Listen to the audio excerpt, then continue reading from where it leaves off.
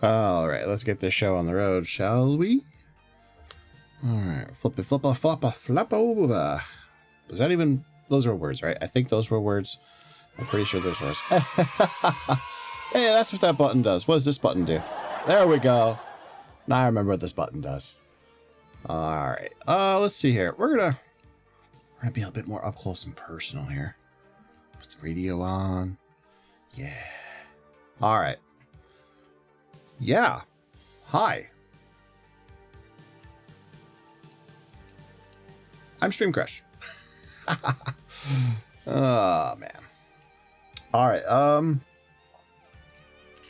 Yeah. So I'm back again. It's crazy how that works, right? That means not just that guy's jamming a bit too hard in his guitar. Yeah, so hi. This is me, poorly planning things as always. Yeah. Today we're just gonna be doing some chill vibes. I don't even know what the hell I'm streaming. Earlier I was like, I'll stream some World of Warcraft, and then I spent like look at that time here. About 5 hours playing World of Warcraft. I probably could have streamed it. I didn't really feel like it. I just wanted to sit down, play a game, and just not think about all of the stuff that, I just wanted to like zen, just chill, turn off the brain, go collect some stuff. But it did get me thinking, so we'll be talking about that a little bit. What my experience has been kind of coming back to the game, or, such there is. So, other than that, expect streams to continue to be sporadic, till the end of the year, at least. Just lots of stuff happening in real life. I just am not able to commit to a schedule. I'm gonna try and be better about it though. But I think, in absence of streams, I might try and refocus content creation somewhere else. Trying to figure out like the more of the YouTube side of things. Also, I really got to update like the overlays and all that kind of stuff for the stream. They're starting to look a little dated. Models will stay the same. Like, can't afford a new model. But yeah, we'll work on this as we go, as always. I do have a pseudo stream anniversary coming up, which I might try and build something around next year, early next year. So this would be not necessarily now in November here, but this would be around the time that I was working on getting everything back up and running for streaming again, about 3 years ago. So I started streaming again in 2022, after a very long period of not streaming at all. That would have been way back in like 2013. Good Lord. But yeah, 11 years ago. Holy shit. It's weird being a Twitch OG and then like not really being one at the same time. Like, I don't have, over a decade of experience streaming on Twitch, that type of thing. Some content creation I'm about, but nothing anybody would ever give a shit about. Especially considering half of it's under completely different pseudonyms. I'm not digging up that history. We're never going there. But as far as my tenure as Stream Crush the VTuber, that started back in late 2022. Yeah, late 2022. I had been working on stuff. I actually had started that summer working on things for like, here, I'm committing to this. This is what I'm going to do. This came off of a stint during COVID where I was basically just kind of, I had gotten into VTubers. I just got the itch to start streaming again, and an opportunity presented itself where I had some more resources than I normally do to be able to commit to it, as well as a motivation to just kind of like break up my boring life with something. Don't know what. I still don't know what. This has been a couple of years now I've been doing this kind of thing, and it's been a very strange journey. I don't think a lot of people, like, there's probably some people who are like, I turned on the camera and I was affiliate in a month and I was partner in less than a year, and look at me, I have a community and a Discord and 100,000 subscribers on my YouTube and things are just going great. I have a gamer subs cut. It's like, I think a lot of other people are like, yep, I started streaming, it wasn't for me, I quit, or There was people who were like, I started streaming and I just kind of stream when I can, when I feel like it. You know, when I want to beg my viewers for money, you know, whatever the case may be on that. You know, some people do stream like that. They kind of bait their audience into just, you know, funding their rent. Which, I mean, if you're doing this for a living, you are basically, you know, going to be asking people for money and thanking them and doing, you know, the subscribers and bits and all that. So me with the one viewer who I think is basically just me, you know, even though I do have a subscribe button, there ain't nobody here dropping to 1K Twitch subs on me. God damn, man. Imagine giving Twitch $2,500. Just, you know, why not, right? It's crazy. So I would like to, my own personal goal, and this is one I think I'm going to be basically just trying to find a way to just get this working. So I don't have a donation link for one specific reason, because I don't want to have to deal with the bullshit that comes with not having a path to anonymity. Like I don't want to have to go through setting up a whole big organization or anything like that. Maybe at some point in the future, but like I don't want to deal with all that. So if I have a donation link, you know, I would like it to be for something that when people pay me through the link, they don't get any of my personal info. It's all third party handling it. And it won't be, you know, such a big issue. Hey, Dark Nova. How's it going, man? I haven't seen you in a while. I'm sure you haven't seen me in a while. Likewise.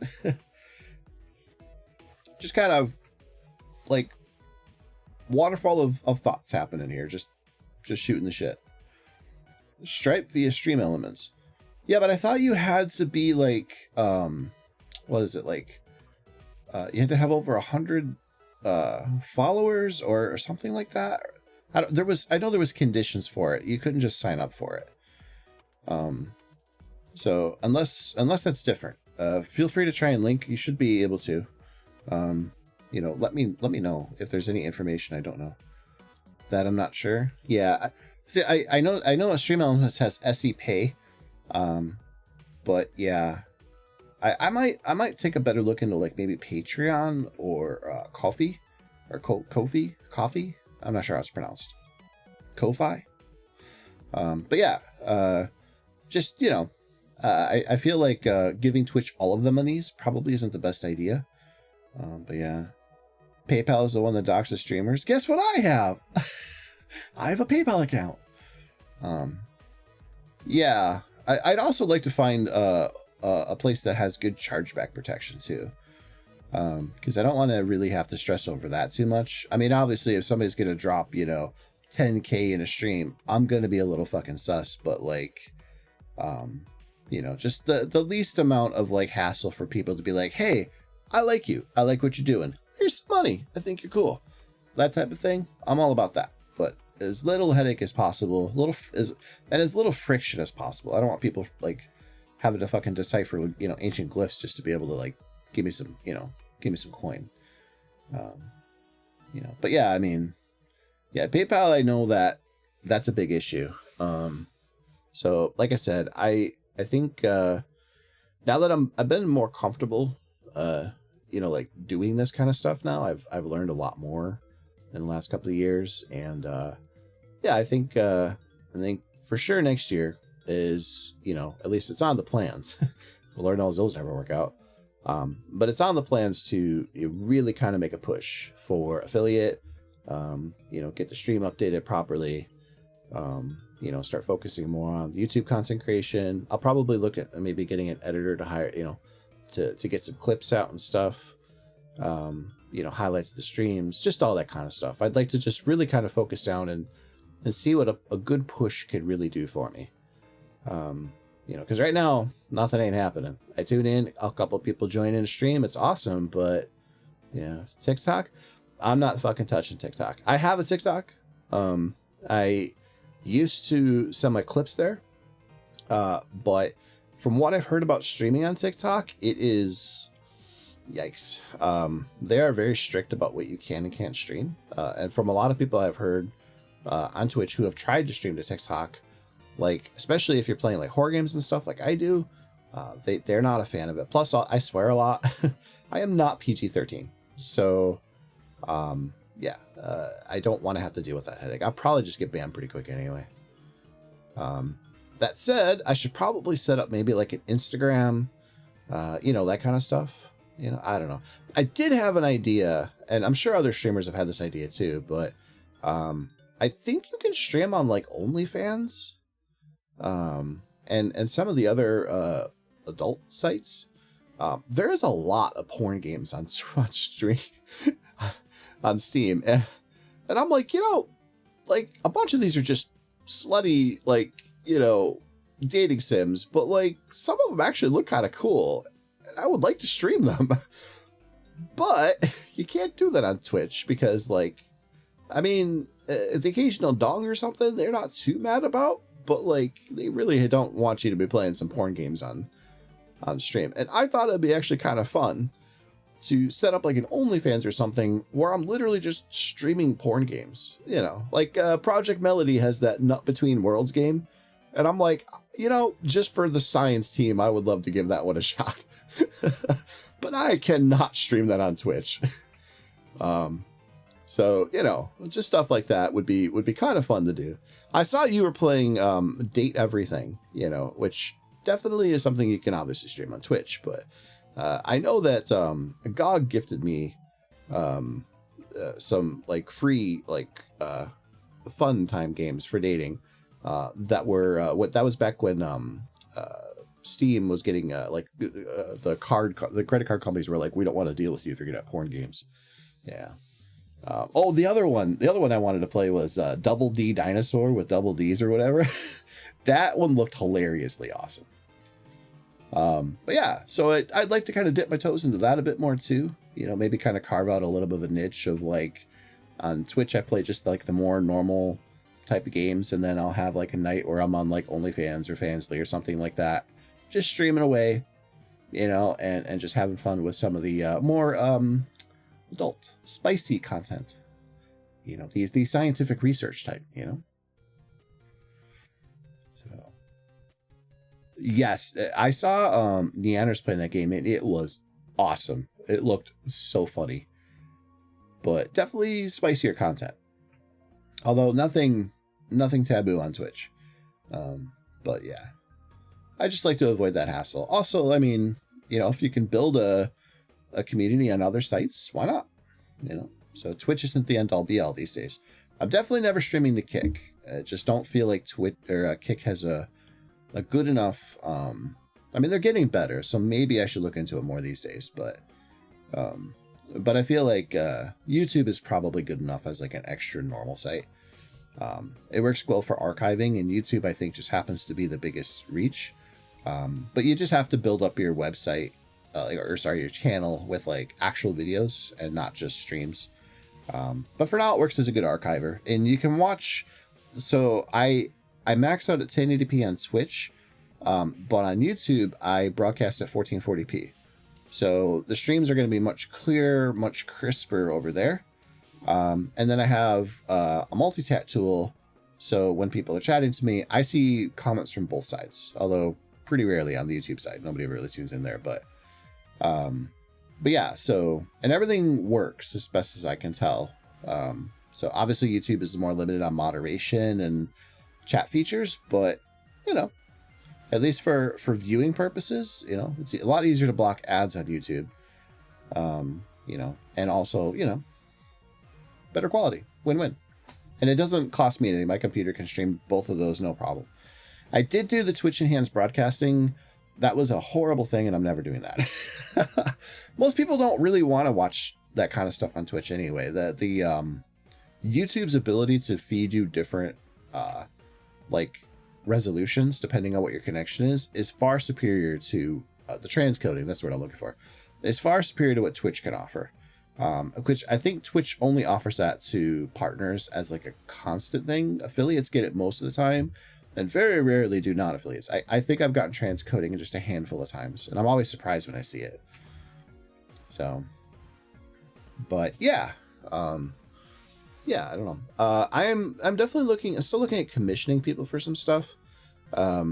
But I'm also gonna maybe try and do some art streams, and just kind of like make my own shit. I can draw. I'm not like super professional, but you know, if it's just making an overlay or something, I could do that. I mean, I could do some basic photoshopping too. So wouldn't be hard to like save some money and make some content out of, you know, creating an art stream or two. So, or as long as I draw art stream or 10. But yeah, well, just spitballing, just thinking out loud. So, you know, since I'm not really in a good capacity right now to be like focusing too hard on like long narrative games or anything like that. I've just been kind of spitballing things in my brain of like, what's a short, fun thing we can do for an hour or two at a time? Kind of get streams more consistent again. You know, that kind of thing. What we got? Face blue smiling. Ah. I've never seen that emote before. Oh, you're on... Oh. You are on the YouTubes. Hey. Wait, what? Top Van. You're a fan. Wow. I don't know how any of that works on YouTube. Like the super chats and stuff. I don't know what it's analogous to. Well, I appreciate that, Dark Nova.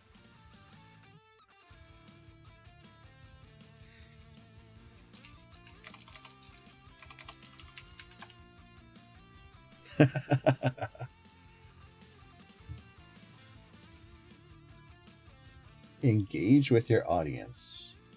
Oh, start a Q&A, start a poll.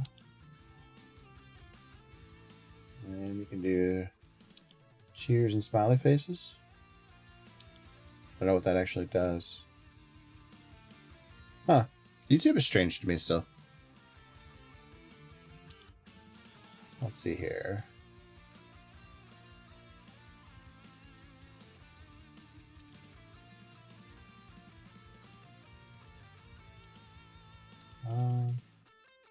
We'll turn that off for now. Don't want that filling up in case there's any issues with spam. Okay, so I do have better Twitch TV enabled on YouTube.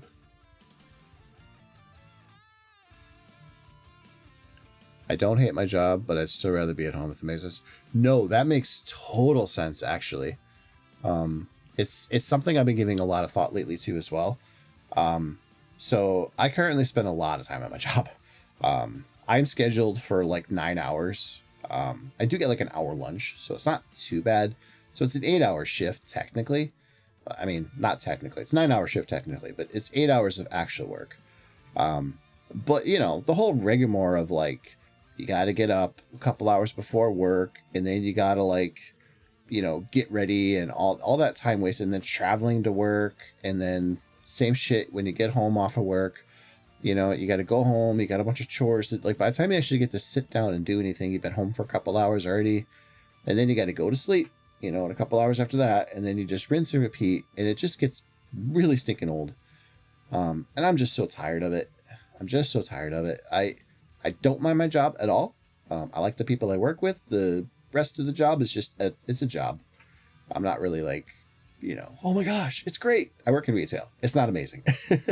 But that said, like, you know, it'd be nice to just kind of sit home, you know, hang out in the nice, you know, cool, comfy clothes, you know, nice slippers, just comfy environment, do some work for a couple hours, take a break, come back to it, you know, get some more work done, you know, just relax. And when it snows out, I don't have to rush outside into the cold to clean it off. I can wait and do it whenever I want.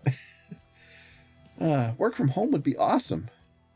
Well, I mean, you are working, but, you know, you get to kind of, you know, have a little bit more control over what you do at your house.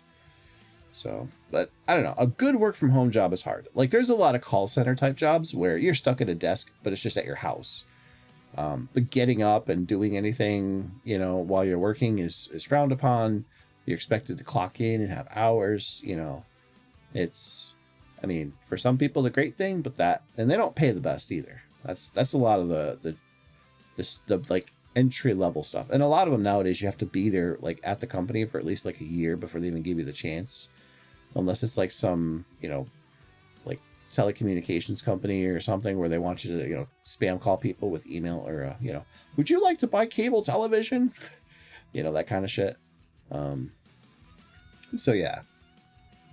But it's one of the reasons I was trying to get into Twitch and just content creation in general is because, not that I ever expected to become rich off of this kind of a thing, but I'm kind of hoping to like build a presence and start like, making something out of this.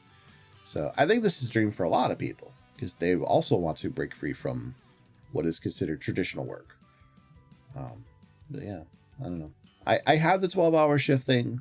I was only able to do it for like a few years, and I crashed and burned on it pretty hard.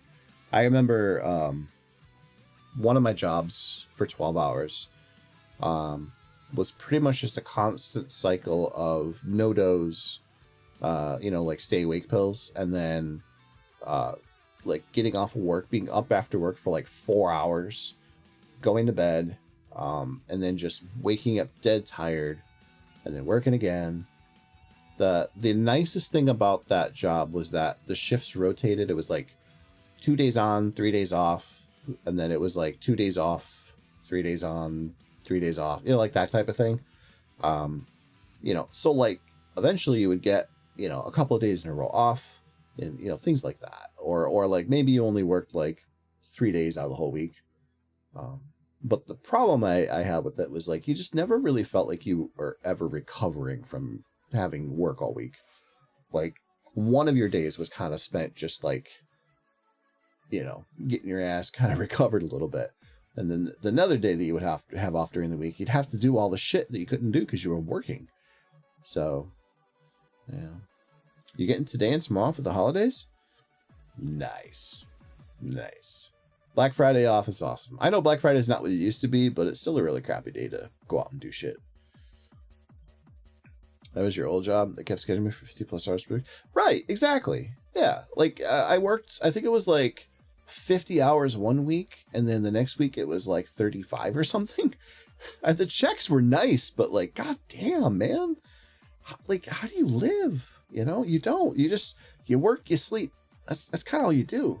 You don't got time for social life. You don't got time for nothing. It sucks. Yeah, mandatory overtime. Yep.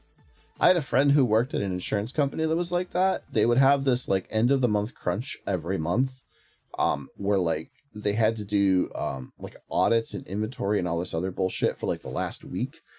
And it was, you couldn't skip out. This was mandatory that you had to show up for this company. And he did not, he did not last long at that job. It just burned him out too fast. From what I understand, their turnover rate was atrocious. So, and as far as I understand it now, I don't even think that location exists anymore. So what does that tell you?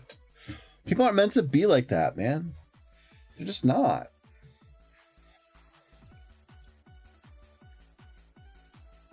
I don't know. If there's one thing I hate about the current economic system is that there's always these promises of technology. Like I hear a lot of the corporate overlords, the CEOs, the rich dudes right now, praising AI, saying it's going to be the next, it's going to be equivalent to the Industrial Revolution. It's going to be maybe even bigger than that. It's going to be huge, right?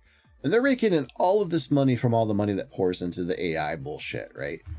But like the big claim that they keep making is that like this is going to free humans of the burden of having to work all the time because now you have AI to do it, which is probably the same shit that all the people like 150 years ago heard about machines taking over for like, the Industrial Revolution. Is like, we'll have an assembly line. You won't have to work as much. And then people still end up working at factories for like 24 hours a day. And I think that's going to be kind of true for AI as well. It's like, yeah, you'll probably not have as many people who have to work or whatever, but like, they're just not going to have a whole bunch of people sitting around doing nothing either. So, like either way, they're going to find a way to dominate your time. Because they like AI is not going to, because if you replaced all of the consumers, because you are the, like the employee is the person getting, who gets the check from the employer and then goes and spend it. And that money goes right back into the employer's pockets. If that cycle is broken because now you no longer have employees that you pay, all of the people who would normally get paid are now broke, and therefore they have nothing to pay into the economy, and the economy collapses. Because rich people will never be able to spend enough to keep the economy going by themselves. So what does that mean? Well, it means your rich ass is worthless. All of that money you have now means nothing. So if you want to be a techno-feudal overlord dude or whatever, if you want to be the powerhouse of the human society, the only way you're going to do that is by finding some kind of a fucking scheme to stay on top, even if everybody else is unemployed. And that's what I think is the goal here for this kind of stuff. It's surprising to see that a lot of people don't know where the 8-hour shift came from. It wasn't gifted to us by the corporation. It was fought for. Absolutely. It amazes me how many people don't understand the struggles to get where we were. We've been losing rights over the years as workers. And it's a degradation of the stuff that we fought for in blood, or at least our ancestors did, and it's like the 40-hour work week, the 8-hour shift, children not having to work in factories anymore, OSHA, unions, like all that stuff, that was not just magically gifted to us. People had to fight for it. So, I feel like it would be a very smart thing if you are a politician or a wannabe politician, or if you're some dude bro, liberal podcaster type guy, you really need to start fucking talking about the Industrial Revolution. Like, you need to start talking about America in the 1800s and the early 1900s, because you need to start getting across to people how fucking bad it was for normal people. Not slavery, not, any of that shit. I know that's important. Please don't get me wrong on that. But, you need to talk about what the economy was like for people. What was it like to be somebody back then? And not just like a rich person. It sucked. It was a hard life. And when you tried to make it better, the people who owned everything made your life hell, whether you were a slave or not. And I mean, literally, one of the worst massacres in the U.S. history was a union, well, not really a union at the time, but a labor strike. Basically, people were tired of working the mines, and they had a stink about it, and it went on long enough that the mine operators are basically like, get those people back to work, and if they don't want to work, kill them. And the hired goons murdered a fuckload of people, and it was such a drastic thing that it actually made national headline news, and there was sympathy. And even then, even after that, it still took decades to get the change that those people died for. That's how you got your 80-hour, your 40-hour work week. That's how you got all that shit. And it took an overwhelming election by somebody who was going to basically say, fuck you rich people, this shit needs to be done. I mean, I don't even know where we are in the world right now for that kind of thing.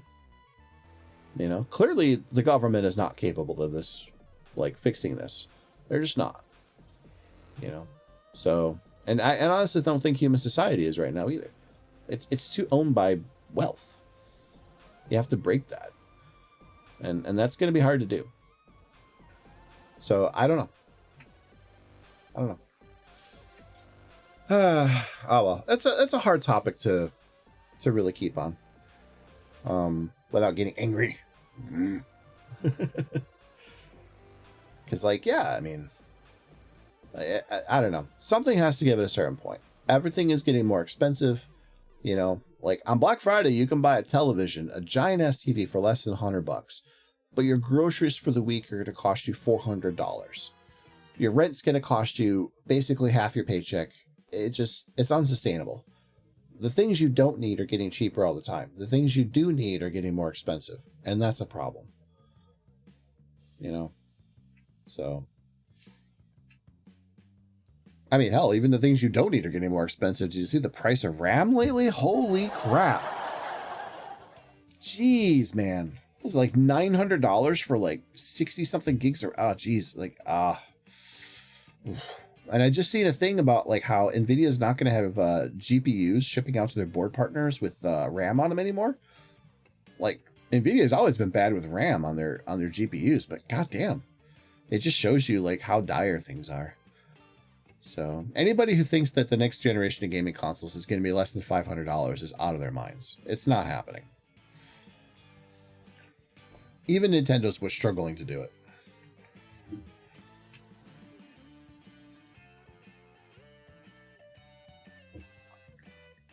Exactly. I'm fortunate enough that I had the vision to grab 32 gigs of RAM for my PC. But it's going to suck because I think if you're looking to build a new PC or a secondary PC, I hate to say it, but like if you have the means, do it sooner rather than later, because this is not just like the reason why RAM is spiking is because of the demand for AI. Absolutely. But it's just the overall demand for computing. We just don't have enough factories in the world who can crank out the computing demands that people have. Because there's computers in everything now. Like your car is just a giant computer at this point. You have self-driving cars, you have electric cars. Your house is getting more and more, computerized by the day. There's, like you go to the store, you see those cool, RGB lights and all that you can put in your house. It's all computers. There's microchips in everything now. Microplastics and everything too, but also just microchips. So it's like, yeah, exactly. In the US, the whole thing with the tariffs is really fucking the US economy, because tariffs don't do anything. Like, it's so hard to explain to people. It's not hard. It's hard to get across to people who don't like pay attention to this kind of stuff why tariffs are not a good thing. Like, tariffs have value, but you can't carte blanche tariffs the way that they're currently being done. Like, if you want to have trade protectionism, a tariff is a way to do it. Absolutely. And you do want to make the cost of business have some friction, because that's how you get leverage, and through leverage you get negotiations, which is kind of, what you've been seeing with the crazy tariffs that have been being placed on countries. But the logic of what items get tariffed, what countries get tariffed, how much they get tariffed, all of that does not follow any logic. It's just the whims of people being jackasses. There's really no other way of putting it. And it hurts the ordinary consumer, but it also hurts businesses too. One of the biggest reasons why, like, let's say Microsoft has been raising the price of the Xbox console constantly since like April, I think. And so, yeah, like you have I think 4 price hikes, something like that. Because they didn't store consoles. They don't care. Like, they're getting out of the console industry anyway. Like, it's pretty obvious, right? So they're just riding it out. So whatever, if somebody wants to jump in and buy the new Xbox, for a higher price, good for Microsoft, I guess. But they're not really that concerned about selling more consoles at this point. So they didn't bother stockpiling a warehouse full of them when they knew tariffs are going to go up, like Sony did. That's why Sony's been able to get away with not raising their prices as much. But even they still had to do it. Also, a lot of the cost of tariffs has been hidden by raising the price on the products that you get in the United States higher in countries that are not the United States. So, like, some of that is to make sure that, like a United States citizen can't purchase a price for super cheap in another country, because that would destroy how a business does their business. So that is a form of trade protectionism, is price restrictions, but or price parity, I guess you would say. But tariffs add an extra layer of bullshit to that. So it just, I guess the point here is just that, like, economics is a delicate thing, man. It's politics with, but through another vector. Just like a war is politics through another vector, another means. that literally that is, the case here. You have to be careful about how you apply economic sanctions, economic tariffs, price changes, rules, regulations, because if you do it wrong, you can do a lot of damage. And if you do it right, it could be very lucrative. So you need trade policy from people who actually understand how trade works, which is not what's happening right now.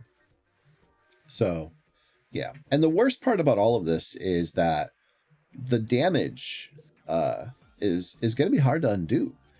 Like you've now just broken the trust of pretty much every other country in the world when it comes to trade negotiations. I mean, there's lots of other issues, but like specifically since we're talking about tariffs and stuff. Yeah, it's like you have a new US president. Let's say the Democrats have a huge sweeping election the next year or two. Midterms next year, and then when Trump gets kicked out of office in 2 years, 3, I guess. Like what, like how do you even begin to start? Like he's already gutted so many US departments, and a lot of that was leverage for trade negotiations. So it's like you basically rebuild everything from scratch. Doing that in the 4 years that you'll have before the public's opinion gets shitty again and wants to, vote for another guy who's promising more change and better change. I mean, I don't envy that job. And I don't think the Democratic Party's up to it either. He really doesn't have the intelligence nor the leverage to actually work these into place, which is why it's failing.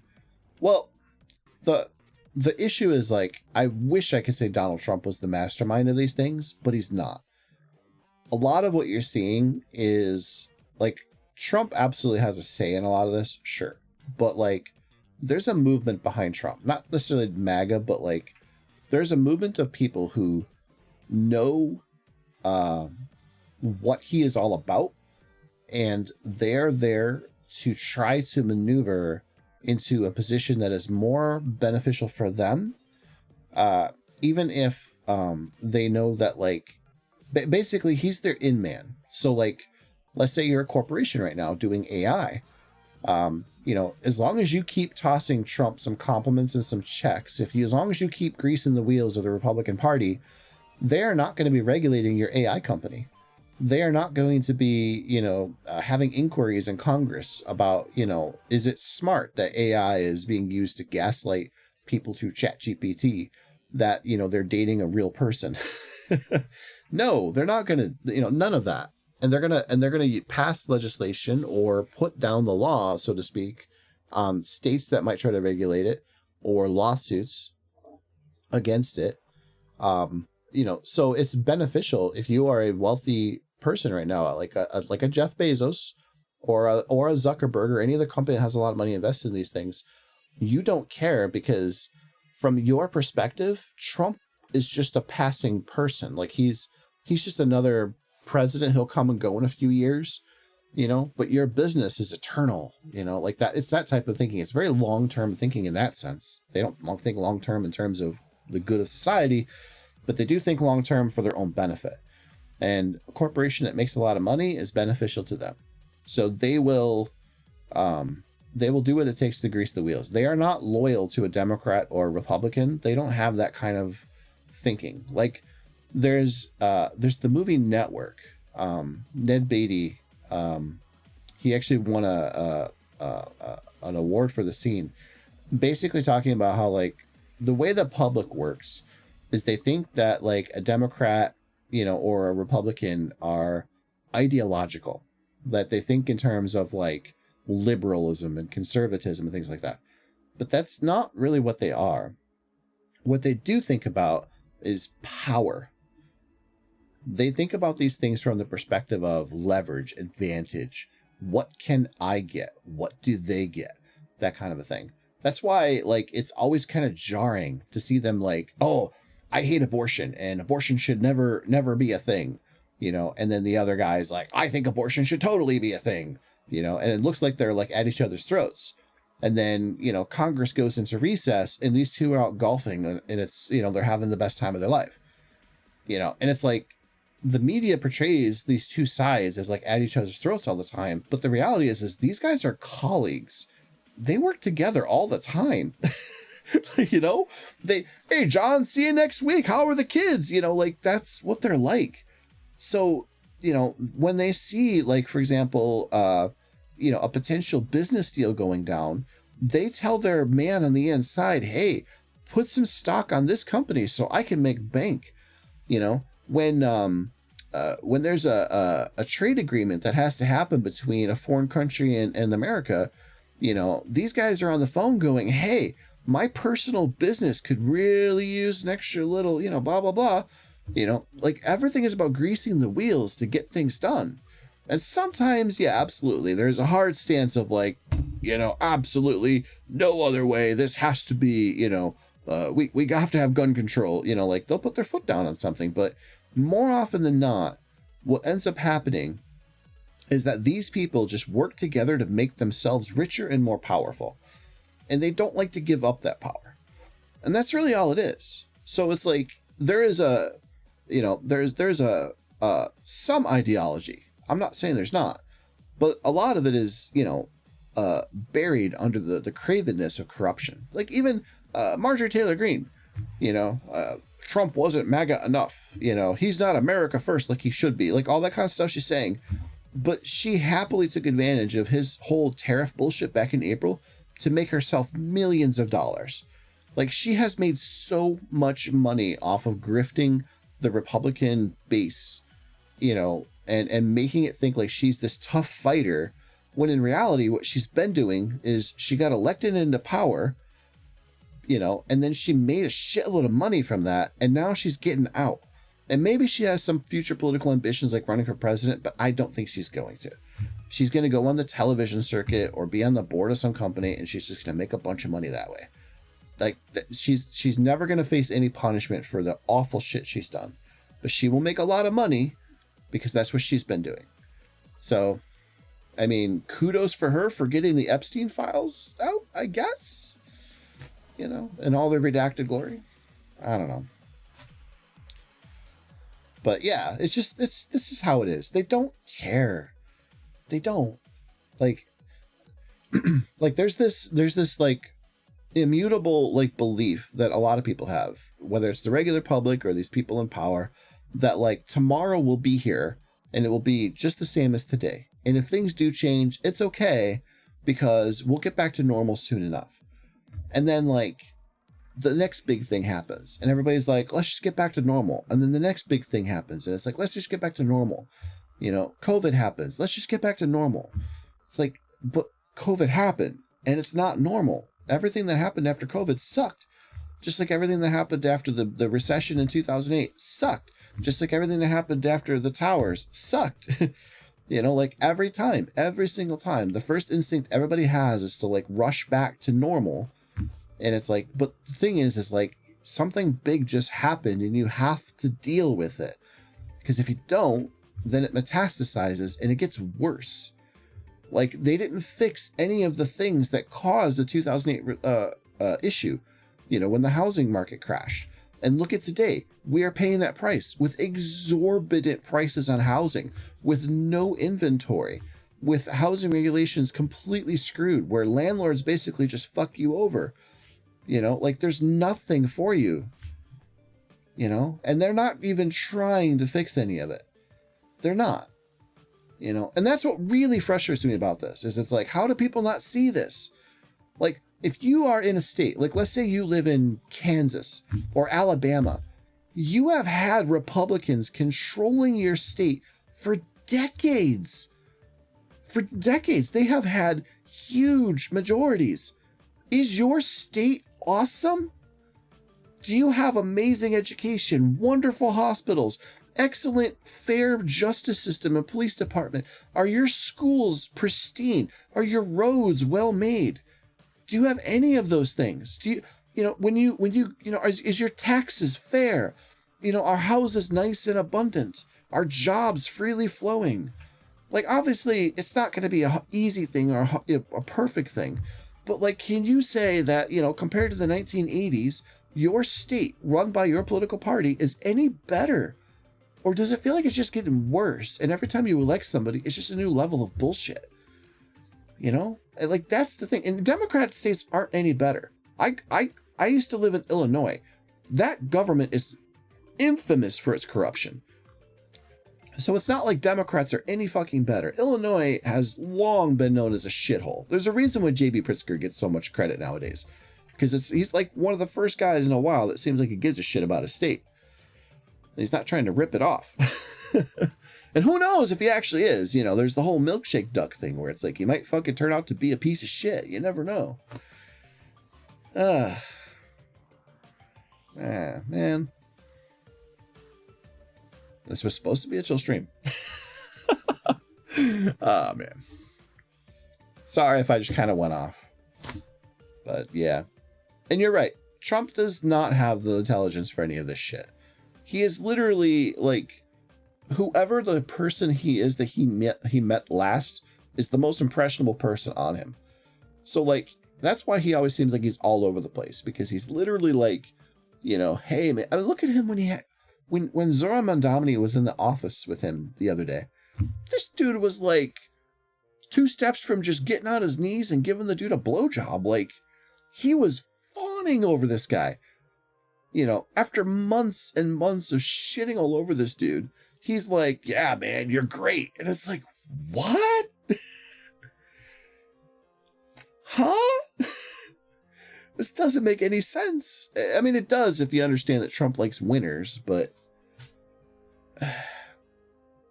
you know, what blows my mind is like, I came from a time when, like, if a president said any of the things that Trump or any of the politicians do, like the way they say it so openly now, you know, like the other day when he told a reporter to quiet Piggy, and it was like, holy shit, that would have been career ending 10 years ago. Well, maybe not, because he had gotten elected in 2016, but like, it's just insane to me that we went from Hillary Clinton had an email server that didn't even have classified info on it, but she just didn't tell anybody about it, and that was a career ender, to a guy who is literally a convicted felon who stole trade secrets and hid him in the bathroom at his resort, who insults women on the regular, and just dude tore down half the fucking White House to build a ballroom. It just, what are we doing? He doesn't really, like, the whole thing about the trade tariffs, he's been on that since like the 80s. It's the same policies. The same with his views on immigration. They are very dated. I mean, which makes sense. The dude's pushing 80, but like, he hasn't changed. Like, that's the part that I'm just kind of amazed at, is like, he has been a shithead for like ever. His only claim to fame was that he's the Trump name. Literally, he was like the lifestyles of the rich and famous guy. He was, you know, MTV Cribs was, you know, ripped off of Lifestyles of the Rich and Famous TV show, you know, and narrated by that snotty sounding English dude. You know, and Trump was like the poster child for 80s greed, you know? And so it's like, yeah, he has always had really shitty opinions.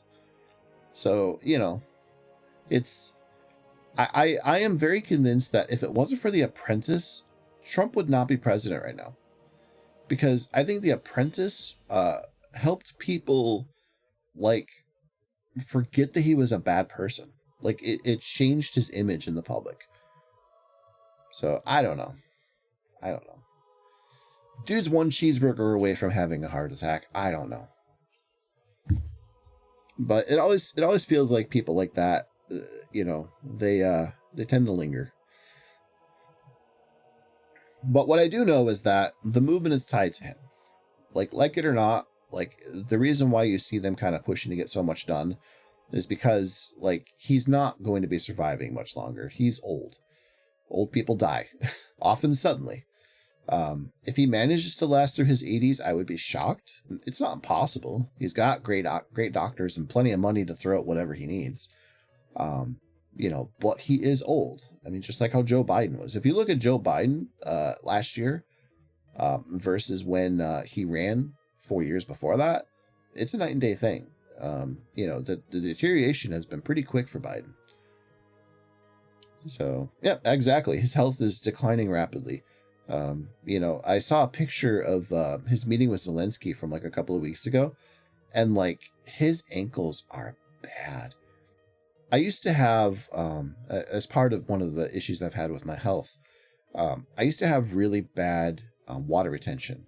I wasn't processing it properly, and I would get bloated, and it turned out that my ankles were swelling up really bad. My ankles looked kind of like his. I couldn't put my foot into shoes properly because my foot would fit fine, but the ankles would be so swollen that I couldn't properly get the rest of my foot in the shoe.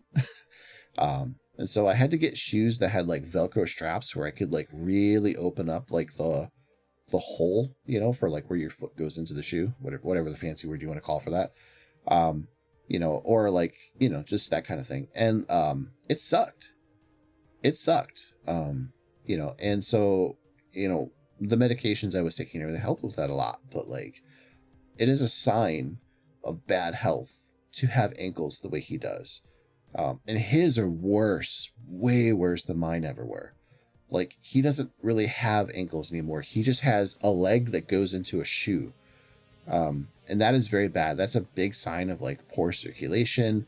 It's a sign of water retention. It's a sign that his body is not processing the fluids in his body properly. And he has, on his hand, he hides that spot a lot. But it's obvious that he has bruises on his hands, which is a sign that he's been getting injections. So it's pretty obvious that he has heart issues, especially because he does display signs of some, like, I don't want to say like mental, I guess mentally he's declining for sure. Even his rants, which are infamously like incoherent, have been getting worse. He had a couple months ago where he spoke in front of the troops at some place, some base or something like that, and it was like he went off on this tangent. It was the weirdest. Like, you could just kind of see in the audience that everybody was like, "What the fuck is he talking about?" Like, it just went off in a skew that was like, I mean, it almost hurt my brain to like try and process the words. I don't know, man. Like, it was just one of those like, okay, Grandpa, you need to stop talking type of things. Cause like, yeah, I can't even begin to describe it. And I mean, like, it was a noticeable thing. Like it was exactly how, like, Biden would seem one day to be like, blah, blah, blah, blah. And then the next day he'd be like, "Hey, I'm Joe Biden," and like he'd be like super focused, and everybody would joke that he was on his meds. It was that kind of vibe where it was like, this wasn't just your usual Trump like rambling. This was like, turbocharged. This was Grandpa left the house because he has Alzheimer's type of things. So yeah, I am concerned about his health. And, in the sense of like, there's going to be a lot of chaos if he ever has to leave his office before his term is up. Like, he wants to run for a third term. That is not happening. That is not happening. Not only would the general public not allow that, but even if he did, he couldn't actually do the fucking third term. He's barely making it through this one. Like, we're less than a year into his first term. I mean, it's almost been a year, which is terrifying, but next January, a couple months, that'll be his first term, or his first year in office. You can see the decline in the first year. 3 more years of this, and then he wants to do another 4 on top of that? I mean, let's be honest here. That's not happening. That is not happening. Sorry. 7 more years of Trump? I don't think he could physically do it. He would be like, what, 85? 86 years old? I mean, yeah, no, it's not happening. And then like people are like, oh, JD Vance, he could take no. Nobody respects JD Vance. Yeah, there's nobody else in the party that can beat Trump. You know, sorry, he just has a special blend of cruelty that and charisma that is hard to replicate, impossible to replicate, possibly. So yeah, when Trump is out, that's it. But yeah, his he covers his hand constantly. He if you notice, he's been sitting at desks more often instead of standing around. You know, he doesn't like he was doing his meetings with people to the Oval Office where he would be sitting in a chair next to them. He hasn't been doing that for a while. So he's definitely being more shepherded than he used to be. So and this started a couple months ago when there was the rumors that he had died, if you remember those. He like there was the whole thing where the government was put on alert. They scrambled jets in the air. They had like all of the top officials in Washington. It was one of those like, did the president just die type of things? Because he was supposed to be in the hospital for like an exam or something. And so there's been suspicions, and then he was like completely out of the public sight for like a week. And then there was photos of him, you know, and a video of him being escorted to a car to go golfing. And people were like, oh, those have to be doctored. Those are old videos, you know, whatever. And it was like, yeah, I don't know. You know, obviously he's not dead, but yeah, there's been rumors for a while that his health is not good. I also remember during the summer, half of his face was drooping. So it's possible it may not be a heart condition per se. He might have had a stroke, which would explain the grandpa rants. You know, as well as like the medications and stuff. If he had an emergency stop at Walter Reed, you know, for let's say a stroke symptom, you know, like it's possible that he was incapacitated. And normally what would happen in that situation when the president is incapacitated is you would have the vice president take over. But obviously that would send a bad message to the public if that happened. So it's odds are that like they were prepared for Trump to pass away, but he did not. And then it was probably a minor enough incident that he was able to get back on his feet after about a week. And then they've just kind of been covering up the issues ever since. So that is my guess as to what happened, but who knows really? It's hard to say.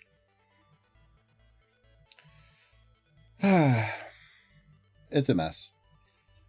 Whoever was the guy that made that fortune cookie that said, "May you live in interesting times," bro, bad form.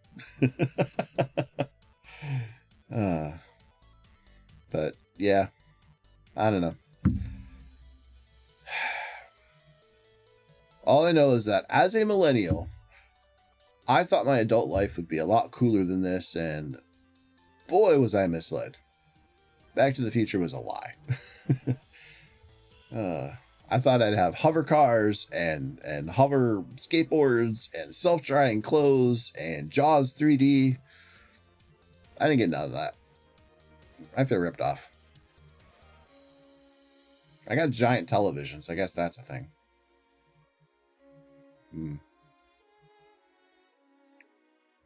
I don't want to live in interesting times anymore. You know, interesting times aren't always bad. Like, speaking optimistically, what I would love to see for the future, you know, once this dark shadow is kind of passed a bit and we have a society that's more interested in being better, I would love to see a renewed interest on the space race. You know, without Elon Musk, you know, being like filleted to do it. Like if I was president, one of the things I would be doing, let's say I had a majority of my party, you know, basically my wish is my command type of thing. I would rebuild NASA. I feel like NASA has spent far too long operating on an incredibly tiny budget. And I feel like at this point, it's a really good idea to basically build out NASA. Not that like, you know, because people will be like, oh, so you want to take trash and go into space. But like, I feel like we're rapidly hitting a point where we need to have what are the word here? We need to have a focused effort to get our shit with space correct. So there's a phenomena that is happening right now, which is basically that we are slowly creating a situation where we might be stuck on Earth forever because there's so much shit in orbit around the planet, even the tiniest like screws and bolts and stuff, that it would be incredibly dangerous to send a shuttle out into space for exploration or colonization or resource gathering, anything like that. Because if you're having your space shuttle going out into the atmosphere and in orbit, a screw hits the right spot, it could puncture into the craft and boom, you're screwed, right? And the current scenario that we have is that you have all of this debris in space from satellites, from the shuttles that have been flying up and all that over the decades, that there's a lot of stuff floating around Earth right now. And it's getting to the point where it's a concern. There's a point where if we keep this up, we might actually just kind of force ourselves to be stuck on this planet forever. At least until we figure out a technology to figure out how we can get back out into space. But yeah, I would love to see a renewed interest on space exploration. The technologies that come from that would be hugely beneficial to humanity. I would also probably one of the things I would love to do is mass rail transportation for the U.S. The fact that it is not being done drives me insane. Like, the United States of all countries is just primed to have rail going everywhere. It's a huge country with tons of wide open space, and you don't have rail. And it's like, I understand we're a car country, but like, you don't have to have rail everywhere and you don't have to have cars everywhere. But like, I don't know. Even just a handful of like high-speed rail spots, like if you had rail going from like the East Coast to the West Coast, imagine that bastard traveling at like 300 miles an hour. You could cross the country in like a couple hours. That'd be crazy, right? Like just a couple of corridors to some major hubs in the US. You wouldn't have to build a high-speed rail everywhere, but no, we just don't do that at all. So high-speed rail would definitely be something I would invest in. Healthcare. I'd totally revamp the healthcare for this country. It is it's a sham. Healthcare in this country is awful. I speak from firsthand experience. It is really bad. I don't know if like national healthcare is like the solution. Maybe, I don't know, but like anything's better than what we got now. Because like right now, it's just unaffordable. And a lot of people get sick and die. And the hospital systems, a lot of them can't stay profitable anyway. It just, yeah. Like, you shouldn't live in a country where you're terrified to call an ambulance because you can't afford the ride to the doctor. Like, that should not be happening. That you are terrified of seeking out life-saving care because you literally cannot afford it. I think we can be better than that. But I don't know. Just stuff like that. Like, I have a lot of those ideas. I am firmly in the, I want to see humans do better and be better camp. Which, you would think would be like, I don't know, common? But I don't know. It turns out there's a lot of people out there who really fucking hate everybody else. So, I don't know. Like, it's crazy to me that, like, we're at this point where people are actively cheering being bad to other people simply because they don't like them and they don't want to sympathize, whatever, with, like, their situations at all. Oh, but when they're affected by something, holy shit, it's the end of the world and you should absolutely pay attention to their concerns. And it's like, man, oh, come on. I saw that Trump made a Thanksgiving post, and I'm like, it was the most, it's so cruel. It's so cruel. Let's ruin the lives of millions of people. Yeah, that's brilliant. You know, because apparently all of them, every single one is apparently rapists and murderers and thieves. Clearly, you know, by what criteria we'll never know, because of course, you know, like they'll never see a judge. They'll just get deported to Nigeria because, you know, that's where you send Mexicans, right? You send them to Nigeria. Those poor guys.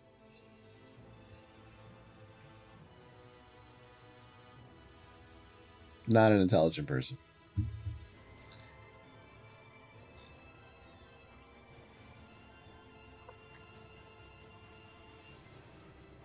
Anyway, all right, we need to change the topic. I spent like an hour of this. Let's get back to cozy vibes. So, let's see here. All right, so I have been playing World of Warcraft again. I know, terrible thing. And I kind of had a lot of thoughts about it. Exactly, it's just making me upset. Like, I do, like, check the headlines every day. You know, mostly I just go on Reddit. But, like, you know, I do look at the news headlines. I do talk to people about the stuff. I just, I've reached a point with this where I know that, like, in the moment, I can't do shit. And so, like, I will speak out my concerns, but, like, I feel like the stress that comes from this stuff is just, you can't, like, wallow in it. You can't dwell in it. I'm not getting paid to be a political person about it, so I'm certainly not going to go through all the stress every day of things I can't change or control in the moment. You know, should that time happen where, you know, it's a do or die, you know, like, take a stand type of thing, absolutely. But, like, I feel like, you know, if you turn on the news, you see the headline of, like, you know, Trump put a bunch more people in jail illegally. Like, I am angry about that. Yes, it bothers me a lot. Yes, but, like, there's really nothing I can do about it at the moment. I have a job. You know, also I live, like, really far away from him, and I can't knock on his door and be like, hey, knock that off. Don't do that. Stop. Bad boy. No. Go to your cage. So, you know, yeah. If I feel it's necessary, I can use command/clear to clear the chat. Yeah, I know, but I don't need to. It's okay. I don't mind that stuff being there. You know, people are gonna eventually watch this VOD, and, you know, on Twitch at least, they'll be able to see, you know, stuff, and I want people to be able to see that. If you don't, obviously, I can clear it out, but yeah, I feel like, you know, it's good to have a record of these things. I'm not embarrassed by any of the dumb shit I say. So, but yeah, it's good to speak out when needed, and I do think that, like, you know, more than ever, it is that interesting time where, like, you can't relax, you know, all the time. But if you do like you did in 2016, or like I did in 2016, where, you know, I was all, resist, this guy's bad, you know, like, yeah, I'm comfortable with what I said. Good. I am as well. But yeah, like, in, you know, when the last time he was in office happened, I had already been pretty politically active, just through, you know, the years of Obama and stuff. And, you know, like, I was one of those crazy dumb idiots that actually, did read the Affordable Care Act, all the 1,000+ pages. I want to know what was in it. Turns out it's actually a pretty nice piece of legislation, as long as the government doesn't try to fuck with it, which unfortunately they did. You know, but, like, the idea behind a marketplace in a capitalistic society of insurances turns out not bad, you know, especially considering it's a good Trojan horse to get universal healthcare. which is why the public option got cut. Unfortunately. But if it had stayed in, we would probably have a much better healthcare system than we do now, which is the truth. But it doesn't change the fact that Obamacare still helped get a lot of people healthcare that they really, really needed. You know, and it sucks that like now we've just had this big fight over screwing these people less. You know, people who are poor or let's not say poor, but like people who need this cheaper insurance through the marketplace, and now they're going to get screwed more by it. And it's like, we're not helping people by making life harder for them. So, and that's my whole gist here is like, when I look at the news headlines, I look at like Trump did dumb shit today, and I'm just like, that pops in my head every time is like, we are not making life better for humans by making life harder for them. You know, and so yeah, I'm just at that point now where it's like, the only thing I could do is just go into politics myself, but nobody wants to hear me. So I will vote. I'll do what is needed, and I'll speak my mind. But yeah, but it was good to get it out. That's for sure. So let's move on. After I just said we move on like 5 minutes ago, we're gonna do it now. So I was playing World of Warcraft. Yeah. I'm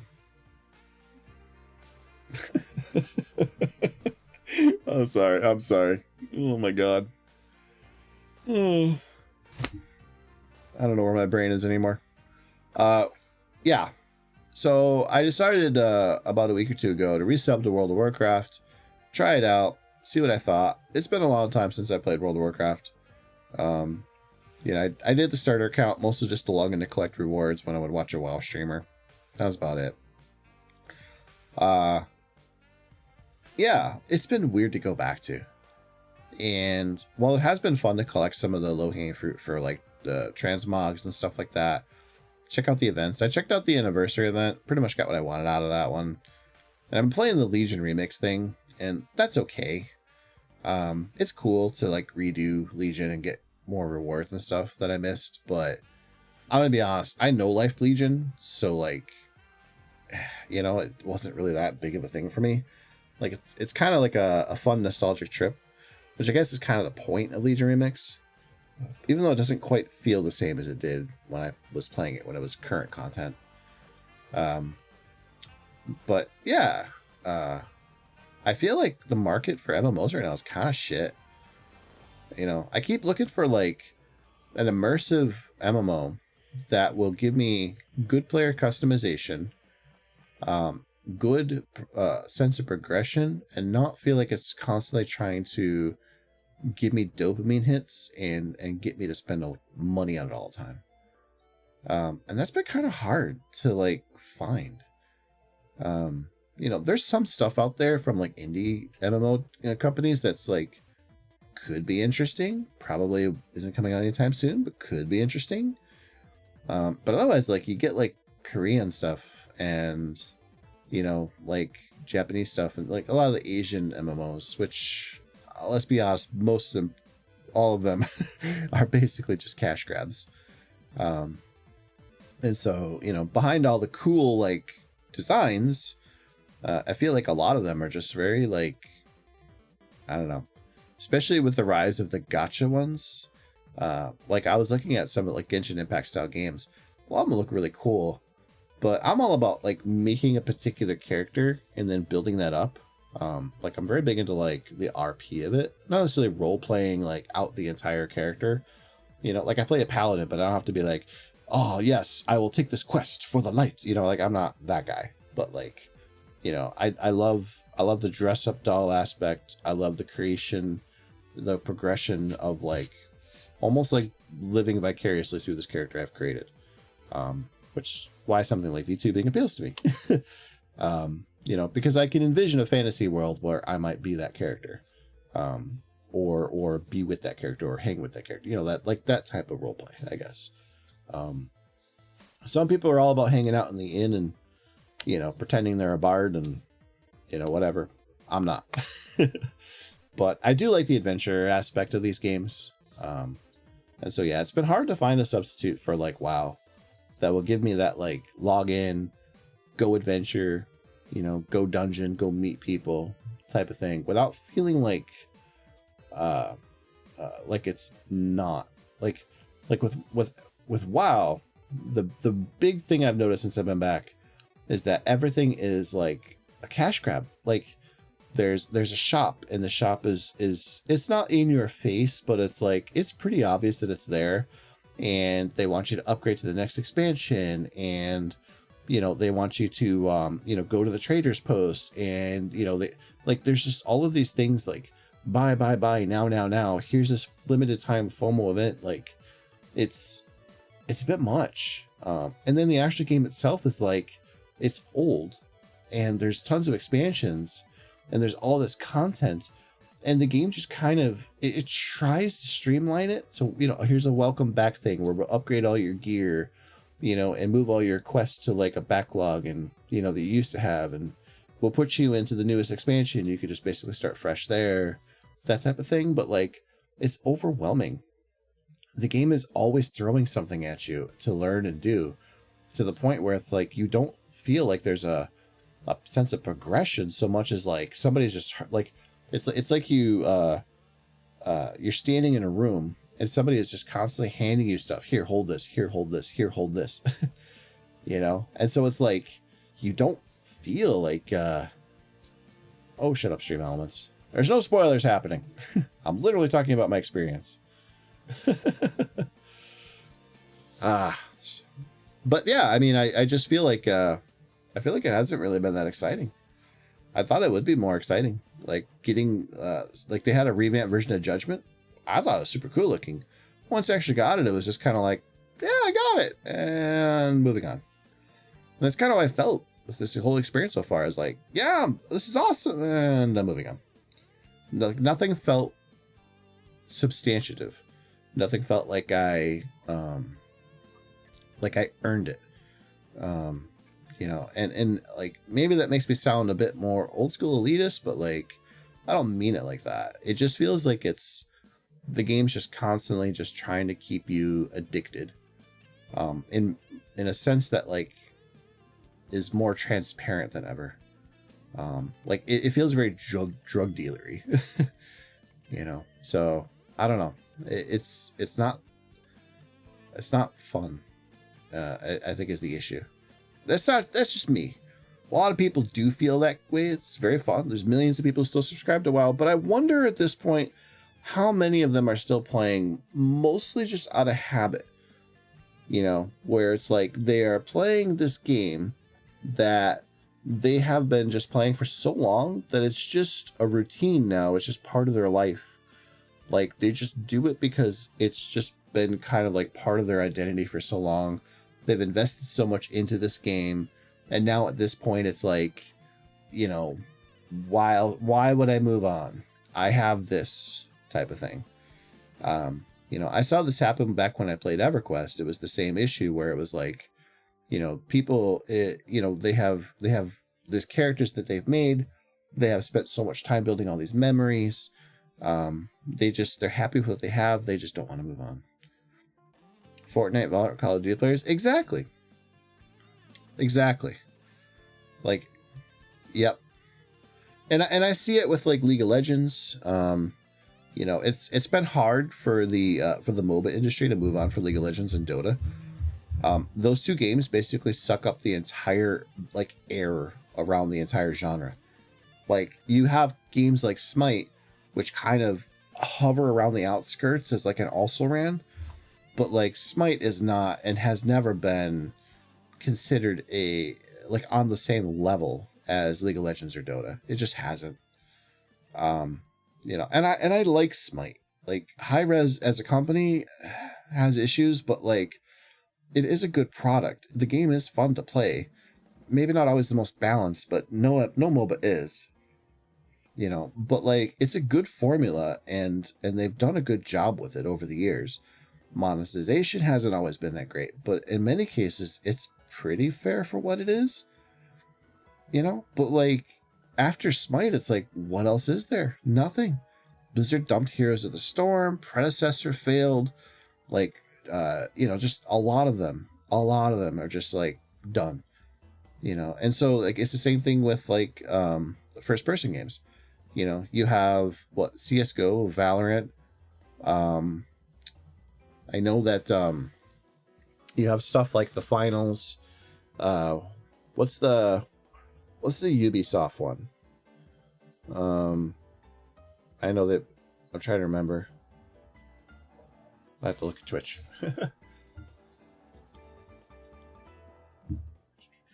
Browse.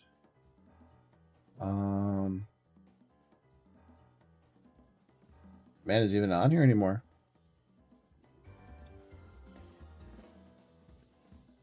Yeah, I don't think it was even on here anymore. Marvel Rivals is still around. I thought that would be a bigger Twitch game, but it's really not, considering that Overwatch is still up there. Arc Raiders is the new big one. But yeah, it's League of Legends, Call of Duty, Valorant, Escape from Tarkov. This gotta be like one streamer. Yeah. I'm like, wow, there's 150,000 viewers on Escape from Tarkov. It is literally one streamer with 53,000 viewers. Pestily. That's wild.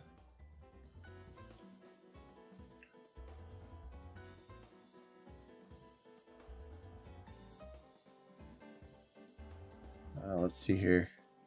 Hearthstone's still up there. That's kind of surprising. Apex is still doing all right. Dead by Daylight.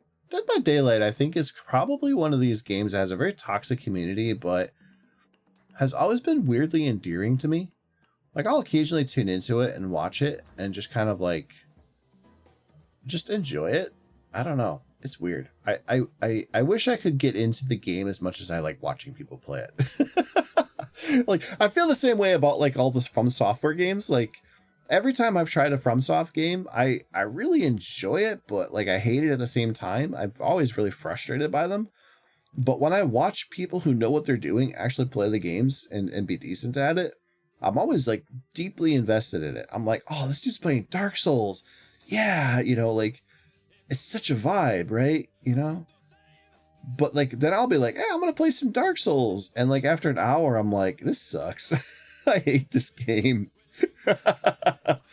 I don't, but like, you know, yeah, that's why I have like let's see, what is my hours? I have the Dark Souls Prepare to Die edition, and I literally have there.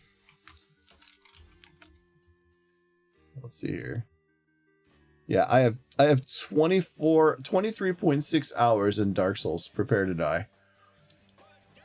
And I have literally never beaten the game. I don't even think I've gotten to like the second boss or anything. I beat the boss at the beginning, and then try to think here. Yeah, that was about it. I think it was just the first boss. And then I wandered around Blighttown and the castle area with all the skeletons. And then Forest of Giants. Or not Forest of Giants, the Valley of the Drakes, I think it was, with all the dead dragon skeletons. Like I've like explored around, but like yeah, I've never really actually gotten anywhere and defeated anything. So yeah, 24 hours of just putzing around in a game and not actually accomplishing shit. I do think that like I think I have like the cool two-handed sword from like the big skeleton guy. But like I don't think I even have the stats to wield it properly. One of these days I will actually sit down and play a Souls game properly.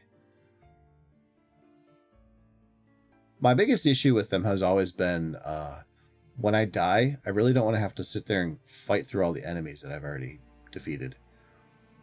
The runbacks really suck in Dark Souls. I've never liked them. And since you die a lot, that's a problem.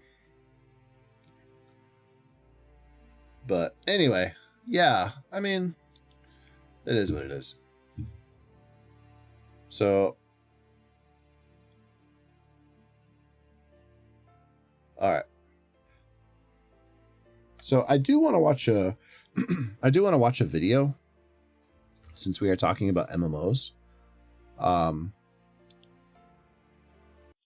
So this one is from the Lazy Peon. He's an MMO content creator. Been around for a while actually. And he's talking about says we need to be honest about the MMO genre. So I'm kind of curious what this one's going to be all about. Enjoy your lurk, Dark Nova.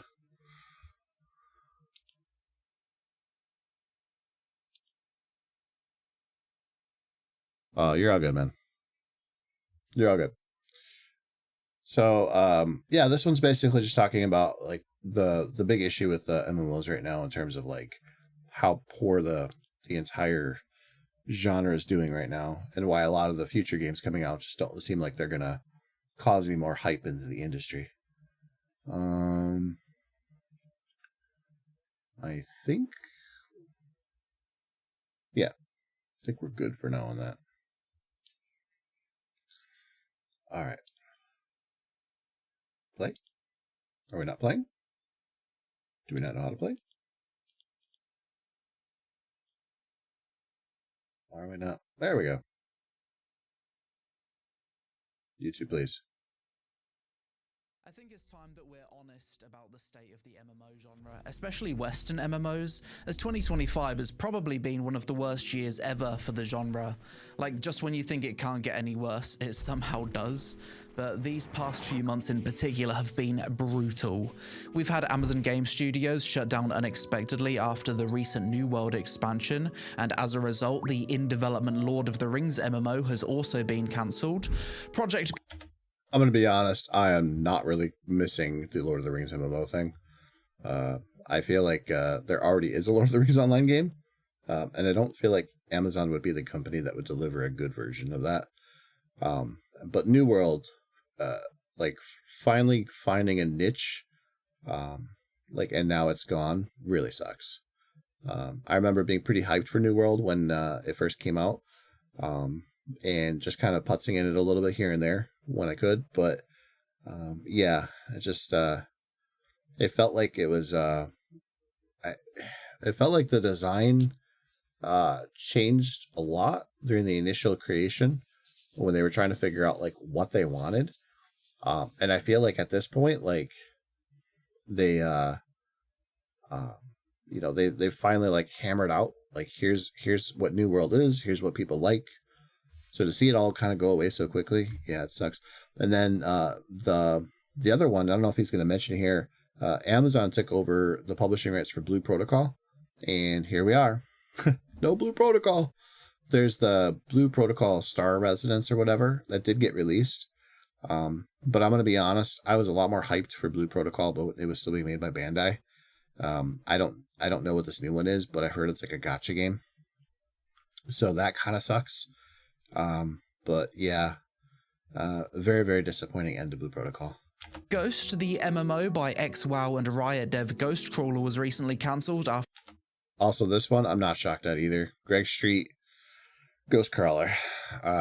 Yeah, if you're getting, you know, if you are having issues with the Riot MMO with all those resources, I just can't see Project Ghost doing any better. After NetEase pulled their funding. A few months ago, the upcoming ZeniMax Online Studios MMO, Project Blackbird, was cancelled. And very recently, Jackalyptic Games announced that the upcoming Warhammer MMO has also been cancelled after 3.5 years of development. It genuinely feels like it's all over. The only big MMO releases in the near future are all coming out of Asia. The few Western projects that are still ongoing we either know nothing about, or are indie projects that still need a lot of development and may still be years away from a full release. Is there any hope? Mate, I'll do my best to try and find something optimistic, but I can't promise I'm going to make you feel better. It is looking pretty bleak, but there is one positive. Today's sponsor, Old School RuneScape. This is my main MMORPG, and it's just released its biggest... I've never played Old School RuneScape. which maybe I should fix that. Update yet, sailing. The first entirely new skill added to OSRS in the game's history. This is a skill that was voted into the game and collaboratively designed by the OSRS community via the player polling system.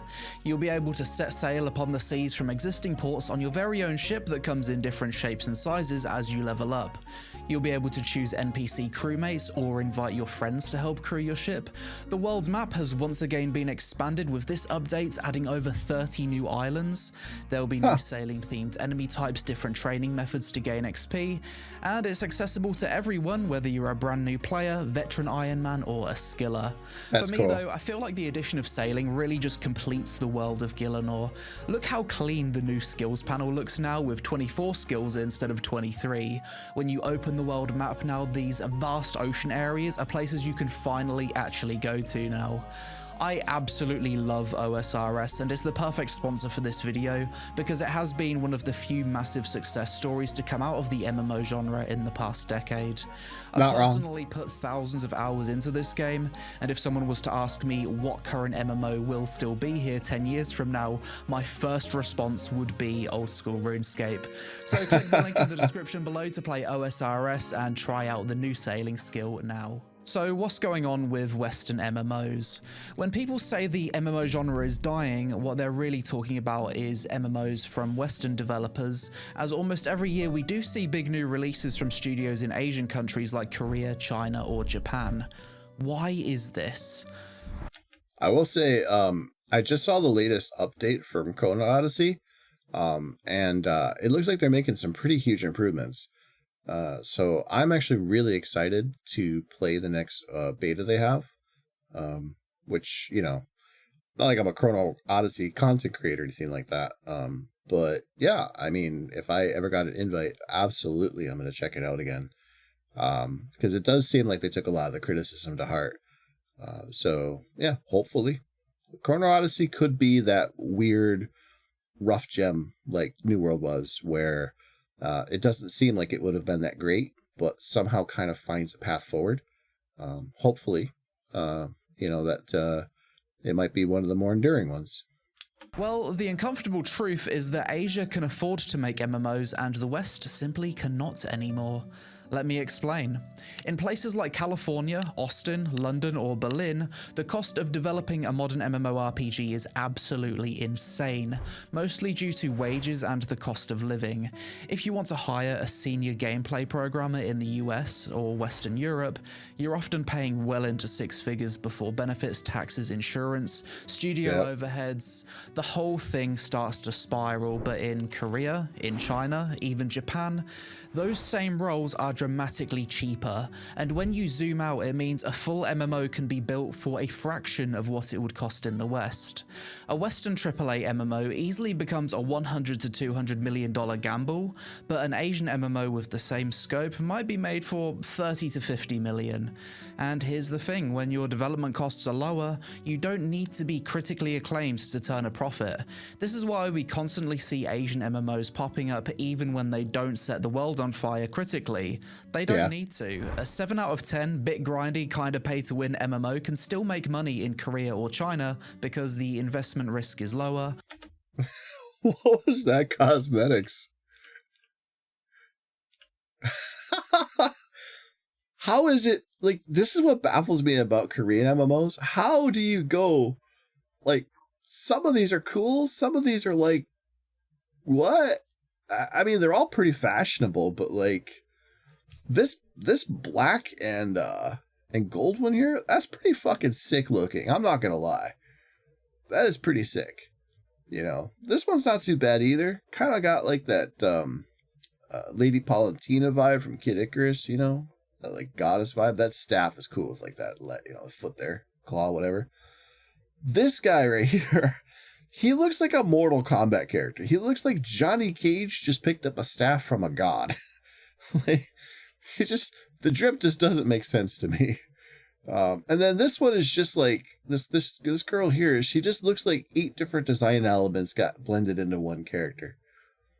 I will say one of my biggest turnoffs in the terms of character design for Asian MMOs is this insistence that every girl has to have high heels.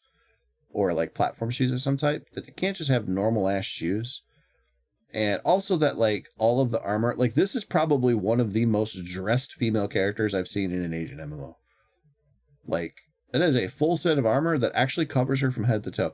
And I'm not saying that women can't be shown skin or anything like that. You know, like you can be sexy. It's okay. Hot women good, you know. Hot men good too. No discrimination here. But I do feel like the balance between a suit of armor that is a bit more practical, or at least, you know, is a bit more like seemingly practical, you know, as well as like, you know, actual shoe options that don't include a stiletto every time, would be kind of nice. It would be one thing that would get me a lot more interested in a lot of these, like, especially these Korean MMOs.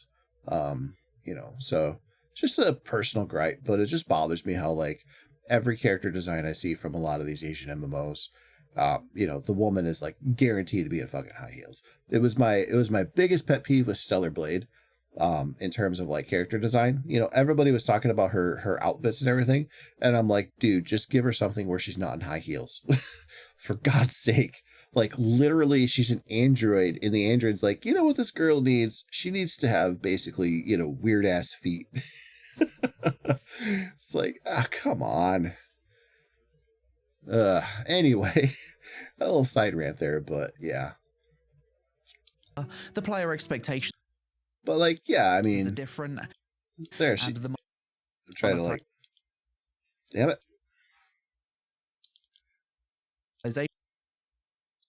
All right, let's try that again. Yeah, see, you can see she's got freaking high heels on. She's running in the mud. You know, and then she's got, you know, I don't even know what that clothing is. You know, it just, yeah, it's not like this character's unattractive. It's just that in this like medieval type setting, she just looks like a completely different character. It's like she was put from one game into another game. You know, even the fantasy sword here, it just doesn't fit her at all. So, and yeah, with the damn heels, it just feels weird. Like, she looks like, minus the sword, she looks like she'd be walking around Cyberpunk.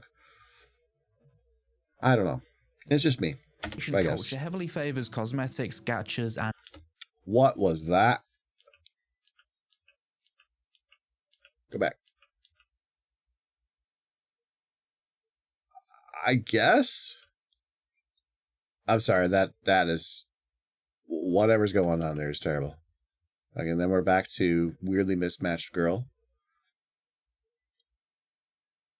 Yeah, I mean, the baby doll thing going on here is cute, don't get me wrong, but like, the sword doesn't match, and she's got like mismatched armor pieces.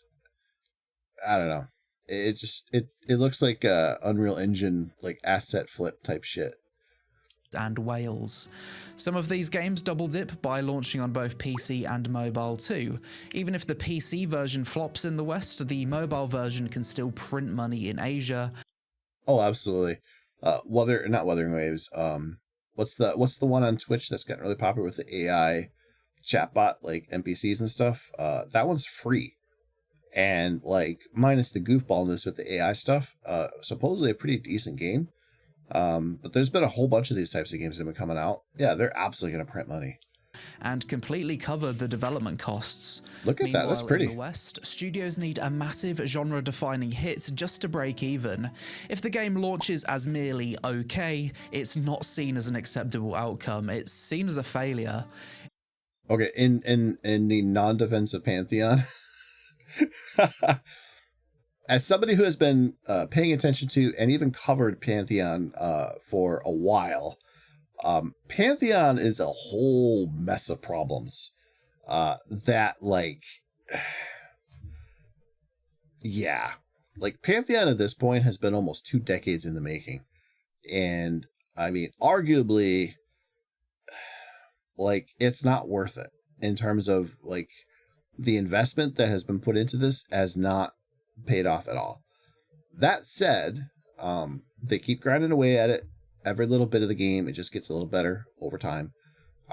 Maybe in like 10 more years, this game will actually be a bona fide banger. As it is right now, it's just a very nice, fun, distracted and hop in and play. But like there's barely any content, especially if you're a power player. And yeah, there's a lot of unfinished features. They did just get a big investment. I believe quite a few figures, millions. So we will see how that plays out in terms of like what they're able to do with the game now that they actually have more resources. But going back to like Lazy Peon's point here, building MMOs in Western countries is very expensive. And you know, it's a lot of work and the payoff is just not very high. So a game like Pantheon is going to have to, because right now there's no sub fee. You buy it once for like $30 and that's it. You know, at a certain point here, like they're going to have to turn a profit. That's the hard part. I don't think Pantheon's going to be able to do it, at least not in any time soon. Something has to change for this company to be able to get to where they need to be. But Pantheon itself has had a very long history. So, and it hasn't always been a very rosy one. Investors know this, publishers know this, and that's why so few Western MMOs are even getting greenlit anymore. It's not that the West forgot how to make MMOs, it's that the economics have changed so much that they can barely justify taking the risk. Back in the mid to late 2000s, things were very different. That era felt like the Wild West of MMO development when it came to Western studios. Yeah. Every year you'd hear about some new WoW killer cooking in the background. Warhammer Online, Age of Conan, Rift, WildStar, Guild Wars 2, Lord of the Rings Online, SWTOR, even weird shit like Tabula Rasa. Okay, so Warhammer Online, I'm actually kind of bummed that didn't get very far. Because I had some friends that played that, and that was a pretty damn cool game. I kind of wish I had jumped into it in hindsight. And I know there was an attempt to get this thing back up and running, but unfortunately, yeah, it didn't pan out. Age of Conan, I watched people play this. I didn't really think much of it, but some people really did like it. Rift was cool. There's currently an attempt to kind of help bring life back into Rift from the community. There's a community event going on right now. Let's see here. Hold on a second. I'm gonna. Let's see here.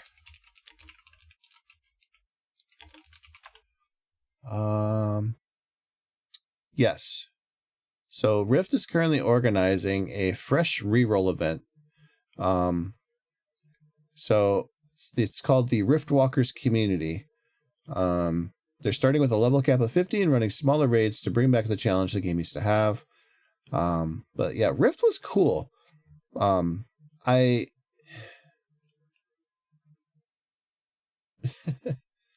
Yeah.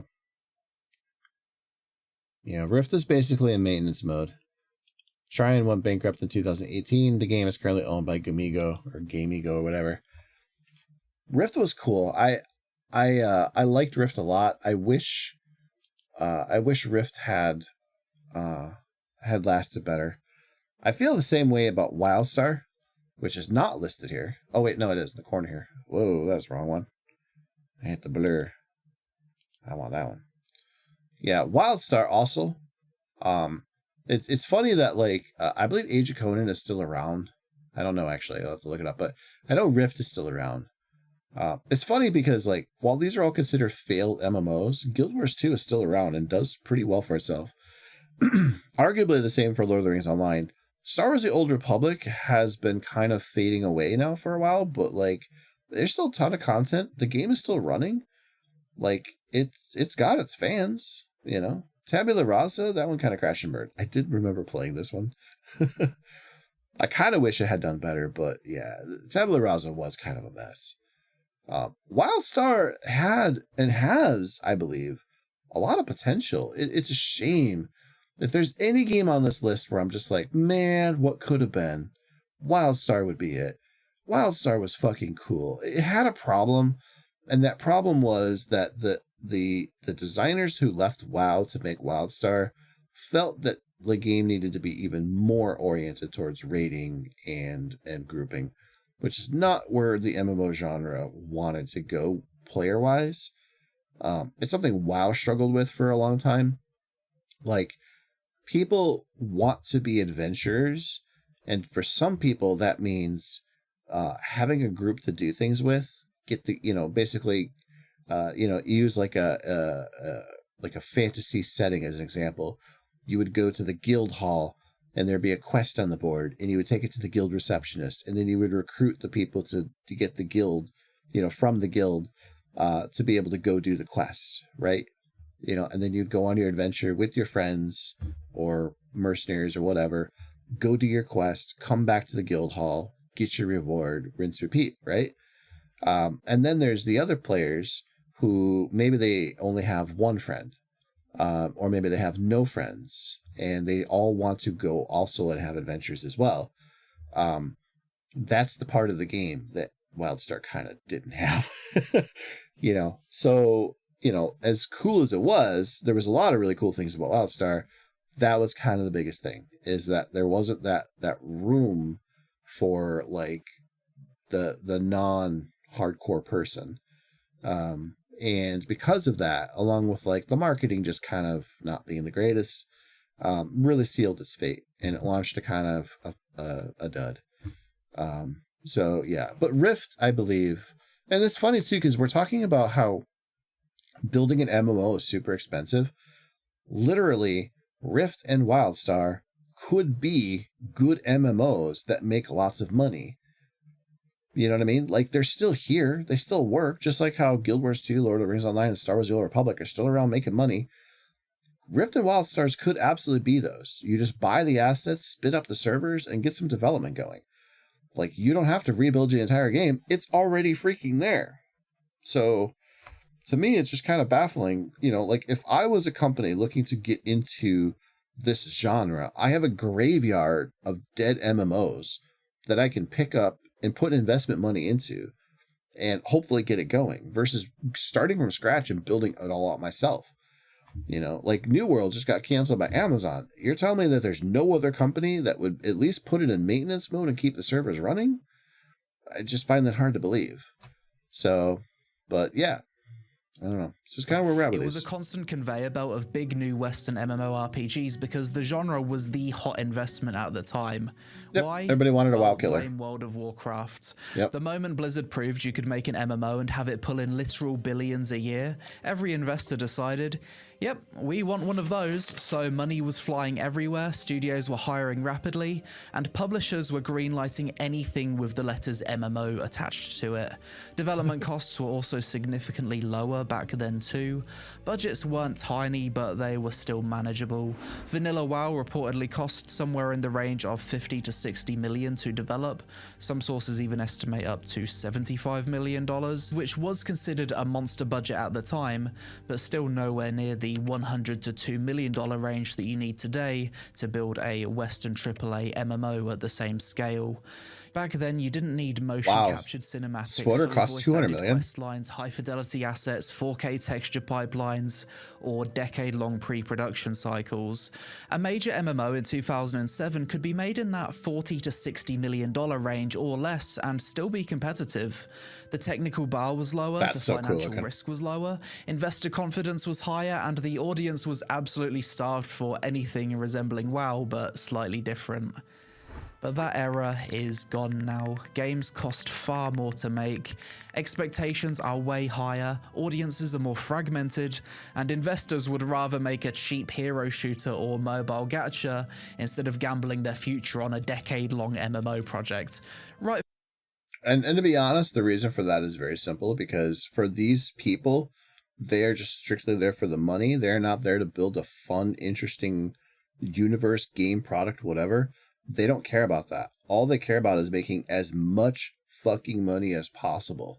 So if it's not making all of the monies, they don't care. Even if the game is a modest success and makes a little bit of money, to them, that is a failure. That is the reason why so many of these projects fail. Like, there's a reason, like, it's easier than ever to make a game now, but it's more expensive than ever to make a good game now, right? Like, in terms of, like, high fidelity and graphics. But you don't need all of that. Like, a really good example of an MMO, and I hope he touches on in this video. By the way, hello, Master Gazam. I saw.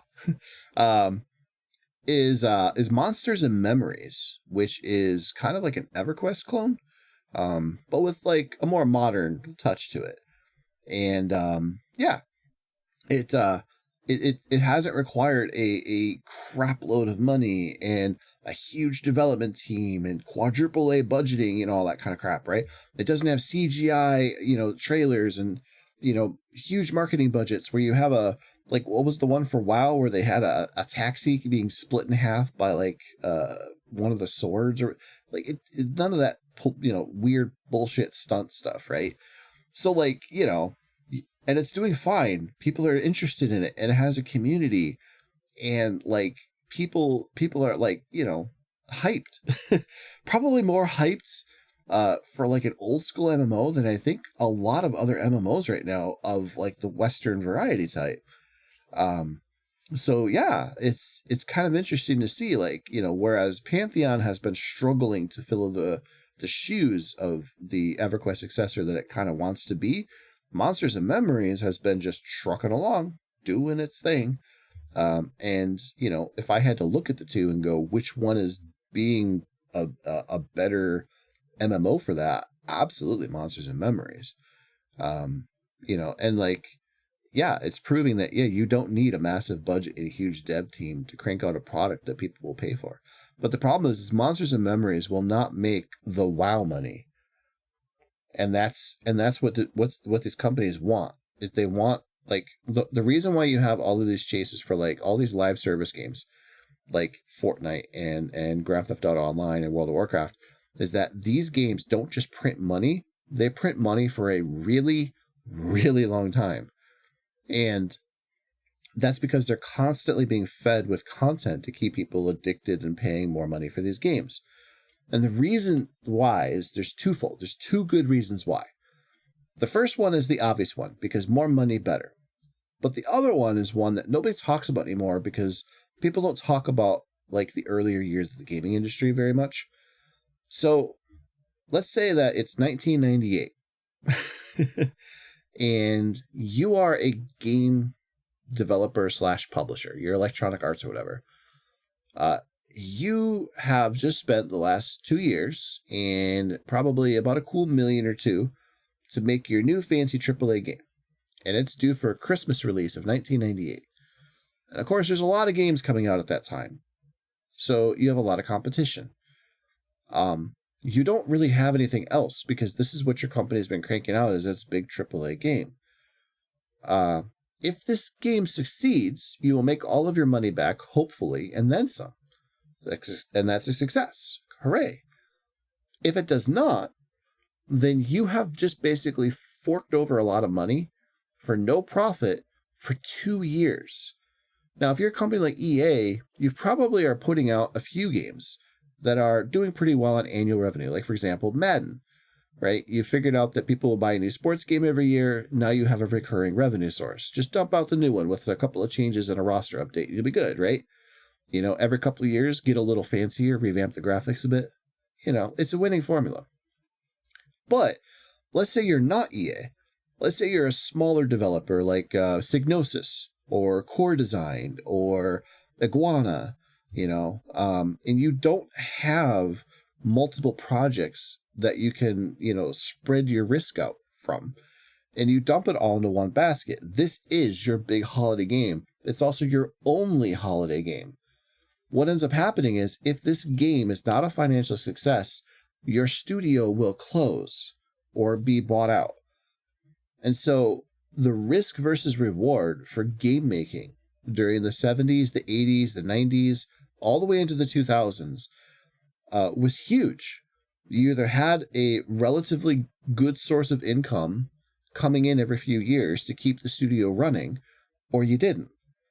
So with the advent of online service games, subscription games like EverQuest, Ultima Online, World of Warcraft, and so on, now all of a sudden you had something you didn't have access to before. You had subscription revenue. And then with microtransactions and DLCs, you had whale revenue. And so that was the big shift in the 2000s, was companies realized that they didn't have to put all of their money into one big game to make a bunch of money. They just had to get the right game where the people would keep throwing money at them. And so World of Warcraft was the big one, and that's where everybody started chasing, right? But the mobile side of things was where all of that money was going, with the microtransactions and the DLC. Yeah, horse armor, we all like to joke about it, but the reality is iPhones was where a lot of that started. And so into the 2010s, you know, all of a sudden now you have PUBG, Fortnite, League of Legends, Dota. You have, you know, obviously World of Warcraft still trucking along. You have Grand Theft Auto, Call of Duty, all of these big Madden, all of these big franchises and annual releases that are creating essentially what is guaranteed revenue for these companies. And so they are ironically becoming more risk averse, because even though the company's financially stable, they also don't want to risk that revenue either by betting it all on a huge project. So now, if it's not a guaranteed success, now they are just straight up not interested in even doing it. And so that is why we're at the position where we are today, where you have companies basically putting out either the biggest fucking thing ever and expecting it to make all of the monies, or they just don't make it. And so that's why indies have flourished, because indies are in that position where they just make a game that's cheaper to make. And people go, hey, I like that. Here's $20. Meanwhile, AAA games fail miserably, or they make all of the monies, and there's nothing in between. By the way, hello, Hirotion. I just had to finish that whole train of thought. So yeah, it is a mess, and it is definitely because of the fact that we have transitioned from, you know, the game being the source of the revenue to what happens after the game is released being the source of the revenue. So, and it's not like it's an inherently bad thing. Like, yes, I like to bitch about Blizzard trying to milk you for all the monies, obviously, and it's not necessarily a healthy thing that you have certain games that are always ranked at the top, because they do, like, collectively speaking, I think the numbers, Matt Piscatella, he works for Sakana, which is like a big data company, and he constantly puts out reports about the industry's health.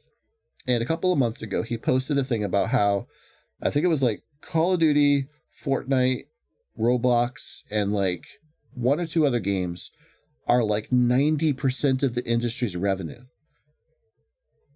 Every other game, whether it was The Last of Us or, you know, Mario Odyssey, you know, any of those games, the revenue that they generated was still the 10% of the industry versus the 90%, you know, and I'm talking about just like console gaming, you know, versus the 90% that just those big, like 5 or 6 big franchises sucked up. That is a hard market to work with, especially when you have like an MMO where the budgets are huge. So, yeah. I was a Blizzard fan, so I like to distinguish between Blizzard and Activision Blizzard. They're not the same. They're not. But they are similar in some regards. The same design blueprints are still there in their games. The polish isn't quite there anymore. And definitely they're not as interested in pushing the, like, metal side of the story, you know, like the more like rule of cool. You know, but I would say that what the big shift for Activision, where they came in at, was they definitely started pushing the greed side of Blizzard. You know, it was always kind of pricier to be a Blizzard fan, but you knew you were getting a good polished experience out of that. With Activision, no, you just got the greed. You know, and so yeah, and similar issue. You know, StarCraft is a dead franchise. Why? Because Blizzard doesn't feel that an RTS game can make the money. But the StarCraft IP is still valuable, and Blizzard does nothing with it. And that tells you something right there, that to them, it's more valuable to them that StarCraft stays dead because they can't make all the monies by releasing a product with the StarCraft name attached to it. So they don't want to release a StarCraft first-person shooter. They don't want to release a StarCraft MMO. You know, they're not interested in any of that. So, yeah, here we are, where Blizzard basically relies on, like, 4 games? You know, 5 games, I guess. Or no, it's basically four franchises at this point. It's Diablo, World of Warcraft, Hearthstone, and Overwatch. And then everything else is just kind of a whatever. So, yeah, it's literally the same thing. Whereas they might take, and they have taken some risks. I can't be too harsh on them, but like Warcraft Rumble, that was a mobile cash grab. The Warcraft Reforged was garbage. The Diablo 2 remake was pretty darn good. I'll give them credit for that one. But that's kind of been about it. Other than that, they went from Overwatch 1 to Overwatch 2, and it's basically the same damn game. They also went back on their promise of keeping Overwatch 1 running. And then they got rid of the PvE side of Overwatch 2, which was the big reason why they said they were making Overwatch 2. So it's just that kind of decision making that's very baffling. And a lot of that, I think, absolutely comes from the Activision side of the company. So, but, that said, the company Blizzard was dealing with beforehand almost bankrupted them. So it's kind of like pick your evil here, Diablo 2 and StarCraft 1 remake were good. Weird how the Warcraft 3 remake went so long. From what I understand about the Warcraft 3 remake is that they farmed it out to a third-party developer, and the original design elements of it were really good. But then like something about the budget changed. And so like basically everything kind of got cut shorter than it should have been. And I don't know what the background of that was. But that was what I heard as far as like why the end result did not look like what it was being shown originally. And it's a shame too, because I feel like it could have been better. But yeah, and Warcraft 3 being the game that they screwed up on for a remake or remaster, whatever you want to call it, is really sad, because that was the game that funneled a lot of people into World of Warcraft. So what were they thinking, right? So, and I haven't even tried the Warcraft 1 and 2 remasters they put out. So, yeah. But it's just weird to me. It's just weird to me that Blizzard will do that. Same reason why they got rid of Heroes of the Storm. The MOBA genre isn't exactly the most lively anymore. It's basically just League and Dota. But like Heroes of the Storm had a dedicated fan base around it. The fact that it got abandoned is just sad. I'll never stop complaining how they announced the Warcraft remake by showing a beautiful cinematic up by the Brush of Strathholm, cinematically doing what was in game. And the cinematic, yeah, I know. Oh my gosh, yes. No kidding, man. No kidding. Like what?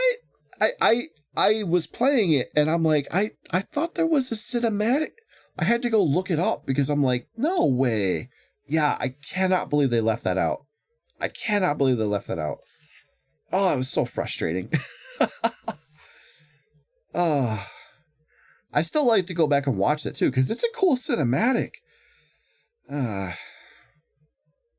the Warcraft thing is just, it was such a mess. If nothing else, the video was already made and they didn't even shove it in. What? Exactly. And it's not like it wouldn't fit in the game, Yeah, it just shows that they didn't know what they were doing.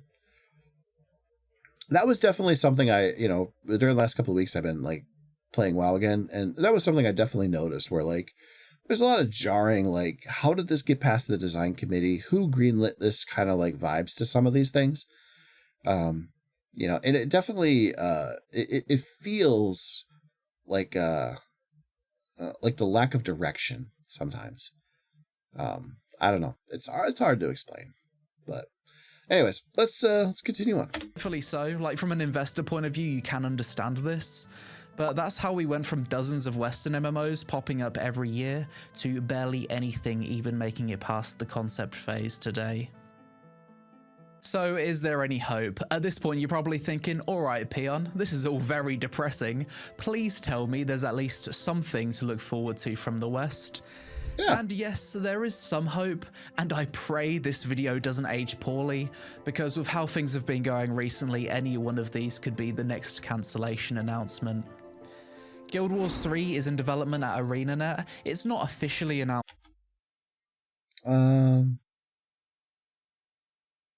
Which one did I miss? Oh, yes, I did. Another advantage WoW had was that it was able to stand on the legacy of the Warcraft series before it. You literally cannot make an MMO from scratch that has a large piece of way to embrace it. So every company trying to do what WoW did basically fails from the start because they're missing the whole precursor era. Basically, Final Fantasy XIV was the only real equivalent because it did have a legacy Final Fantasy fanbase to take off with. It's funny you mention that because I do agree. I'll use Pantheon as an example of this. So Pantheon actually has a really, really cool premise.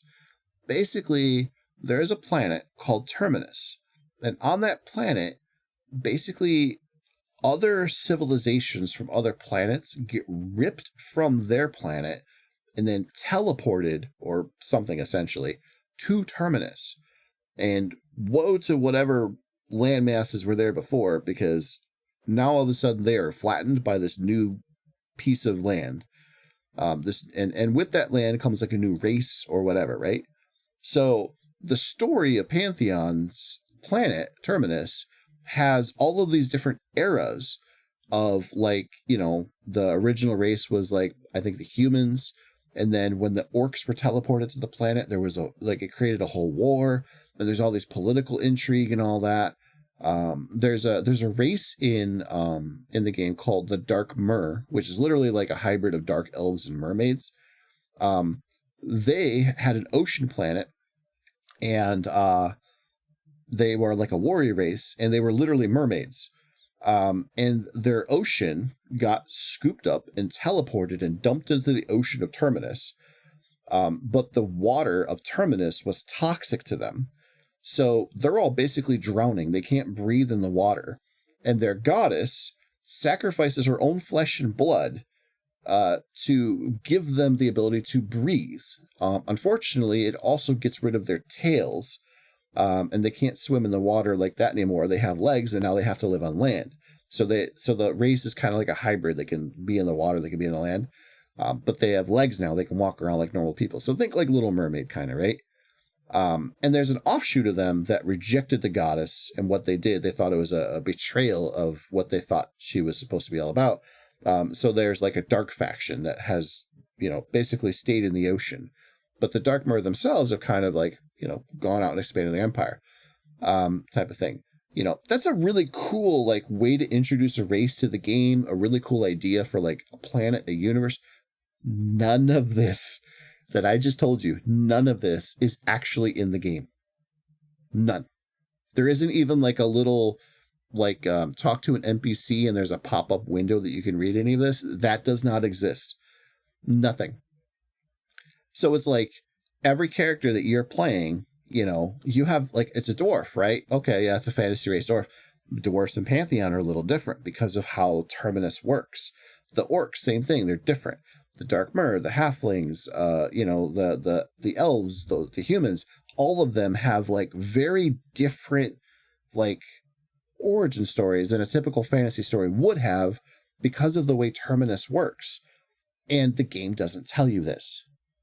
It's a huge problem right now because as they've been adding all this content to the game and they're starting to put in all these systems that will help kind of like build lore, they're not telling you anything to get you interested in the game in the first place. You have to go to their website to actually figure it out, you know, and it's cool. Like, I'll show you an example here real quick. Let me pull up their website real quick here.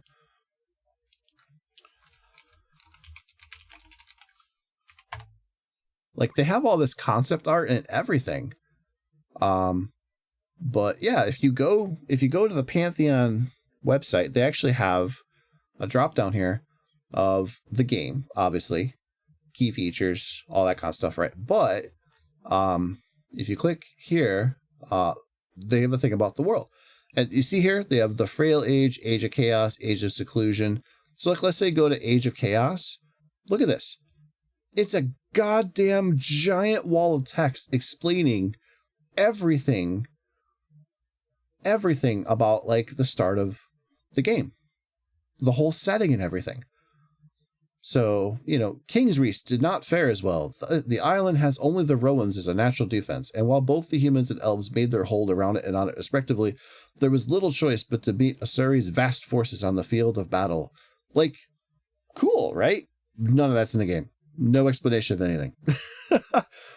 It's frustrating because it's like if Visionary Realms had hired a dude to narrate this stuff with like some concept art as like a background to illustrate the events, just very basic stuff. Joppa does his own audio. Chris, I think it's Chris something. I can't remember his actual name. He's the lead developer, but they have another company that they contracted out for audio. The audio on Pantheon is really good, by the way. That company, they could have hired them to do a couple tracks to play over this, like just real basic stuff to put out a YouTube video to build like an impression, right? To get you kind of like, oh, this seems like a cool universe that I would like to play in. Like Norath, I didn't know anything about Azeroth, right? When I came from EverQuest, I knew all about Norath because EverQuest, crappy questing, great lore, and the game does not hold back on telling you all the lores. You just have to go around, talk to NPCs and all that kind of stuff. World of Warcraft, I came from EverQuest because I had friends that dragged me into it. I knew nothing about Azeroth. But in World of Warcraft, hilariously enough, it has NPCs that give you quests and tell you about things. Also, there's little books and other little things, like flavor text on your weapons and all that, to kind of help fill in the blanks. And then, of course, there's Warcraft 3. Like, I didn't know who the Lich King was, but all I had to do was go look up Warcraft 3, and I knew all about it. I knew about the failed expedition and Arthas's betrayal. I knew all of that. And that got me very hyped about it before I even played Wrath of the Lich King. Now, on the other hand, I had no idea who Illidan was. That took a bit of, like, figuring out. But Burning Crusade's story was kind of a mess. But still cool.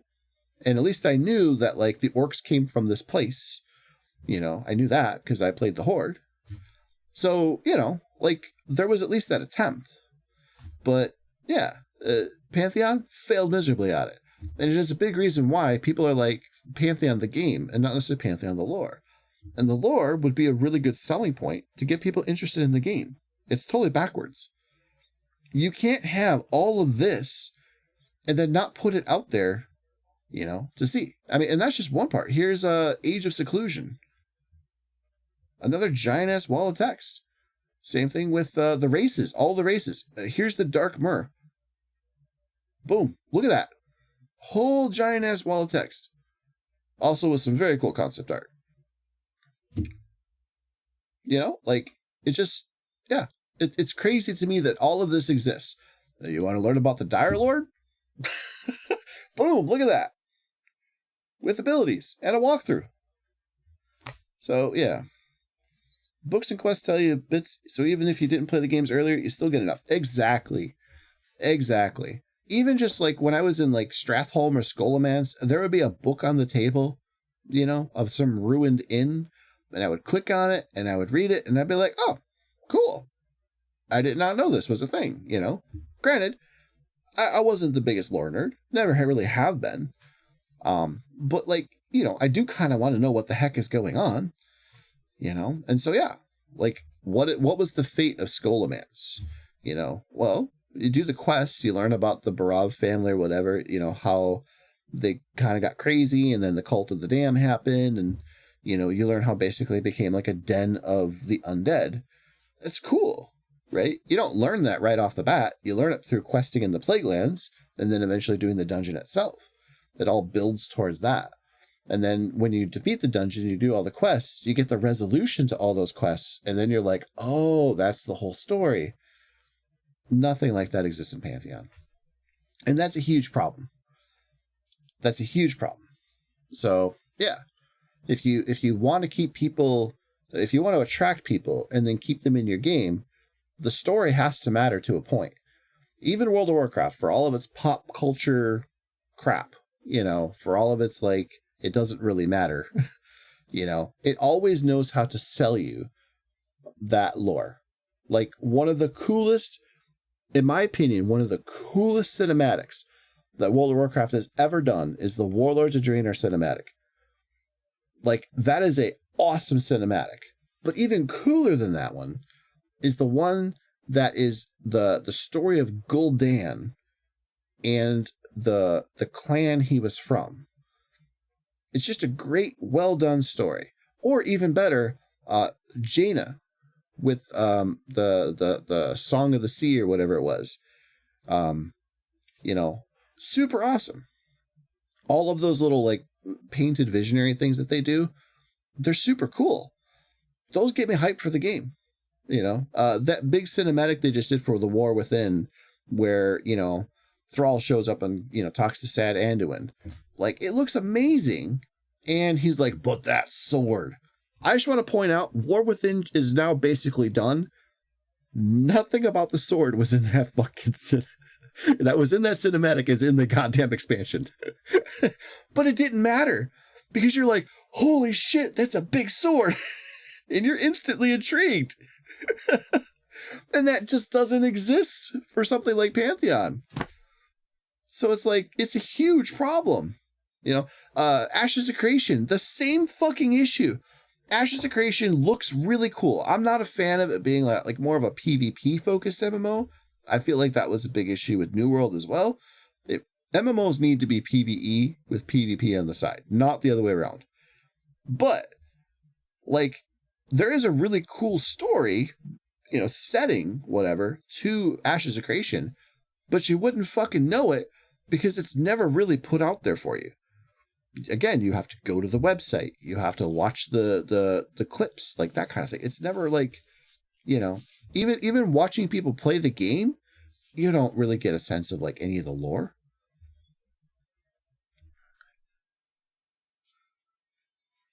Cinematic was just okay to me, but that ending line about the sword made it awesome. Exactly. Nobody cared about Anduin being sad. I mean, I was amazed at how good the CGI was for him. He looked like a real person. But like, yeah, but the sword, yeah, you know. How many people do play Pantheon? And if you ask them about the lore, they'll be like, there isn't really any lore. All of them. There's a content creator called Redbeard Flynn that just did a video about this. You know, he kind of did like a, you know, how is Pantheon these days type of thing. Because it's been in early access for almost a year now on Steam.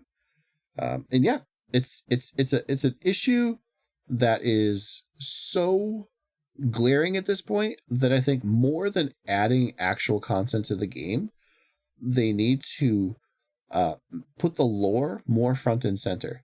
They need to get people to actually know what Terminus is, just like how Norath and Azeroth and all these other lands are. They need to get people to understand how these races, what these races are and how they came to exist and how they fit into the history of Terminus, like all of that kind of stuff. Because if you don't build that foundation, then it doesn't matter what game systems you have, you know, mounts and taming and climbing and, you know, it doesn't matter what classes you have, any of that stuff. The only thing that's going to matter is that initial hook of how to get people into this world, how to get them invested into the lore that you want to put into the game. Because, like, here's the biggest issue with Pantheon. Pantheon has a system that they want. It's a pretty unique idea, to be honest, for at least for an MMO. It's called oh gosh, I don't remember the name, but essentially, the perception system. It's called Perception. And essentially the idea here is that as you wander around the world, the game is going to have these triggers. They're invisible to you, but they will trigger. And the idea behind them is that they are breadcrumbs that will lead you on essentially a relatively organic quest through the game. So, for example, sometimes they will just be little pings that will just give you like flavor text. Like you walk into the town, it pops up with the perception that says like the town is full of life, you know, that type of thing. Give you a little bit of role play.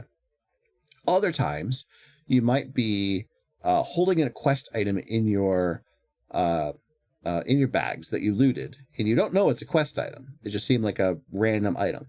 But when you go back to town, the warrior trainer is like, hey, you know, the perception pings off. The warrior is interested in the item in your bags.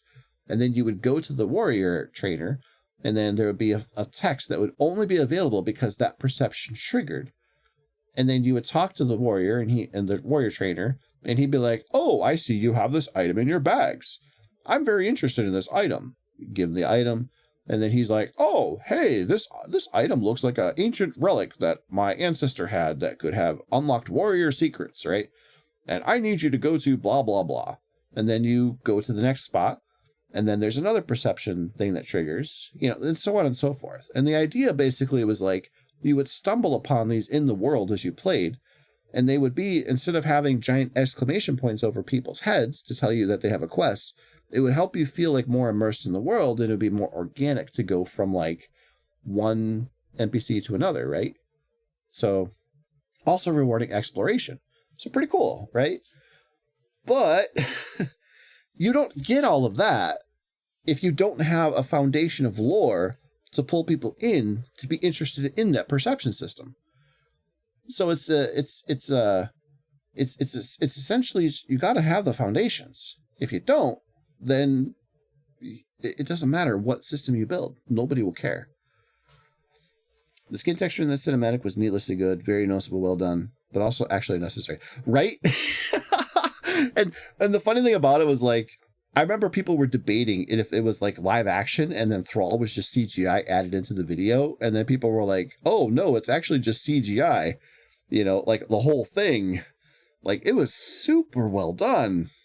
I mean, the CGI cinematic teams that Blizzard always gets for those are always amazing, but that one was just on another level. And it's funny too, because now the one for Midnight, it doesn't look anywhere near that good.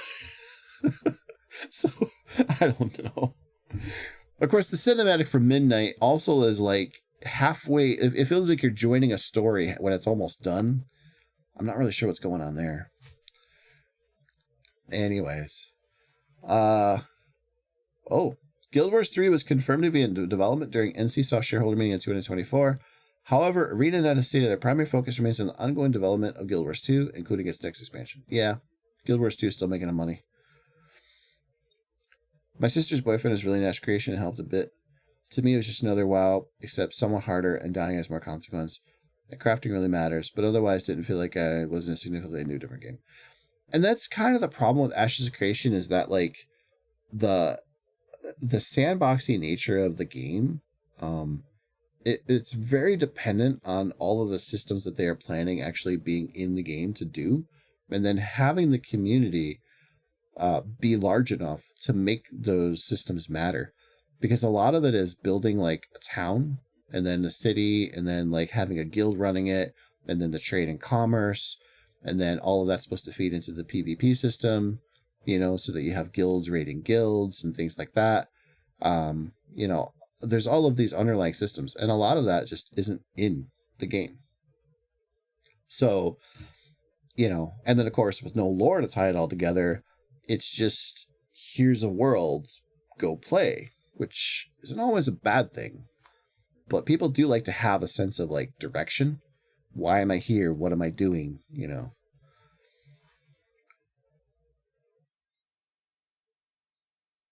Sister's boyfriend has told me about all that, and he's in a competitive guild, and all that is there.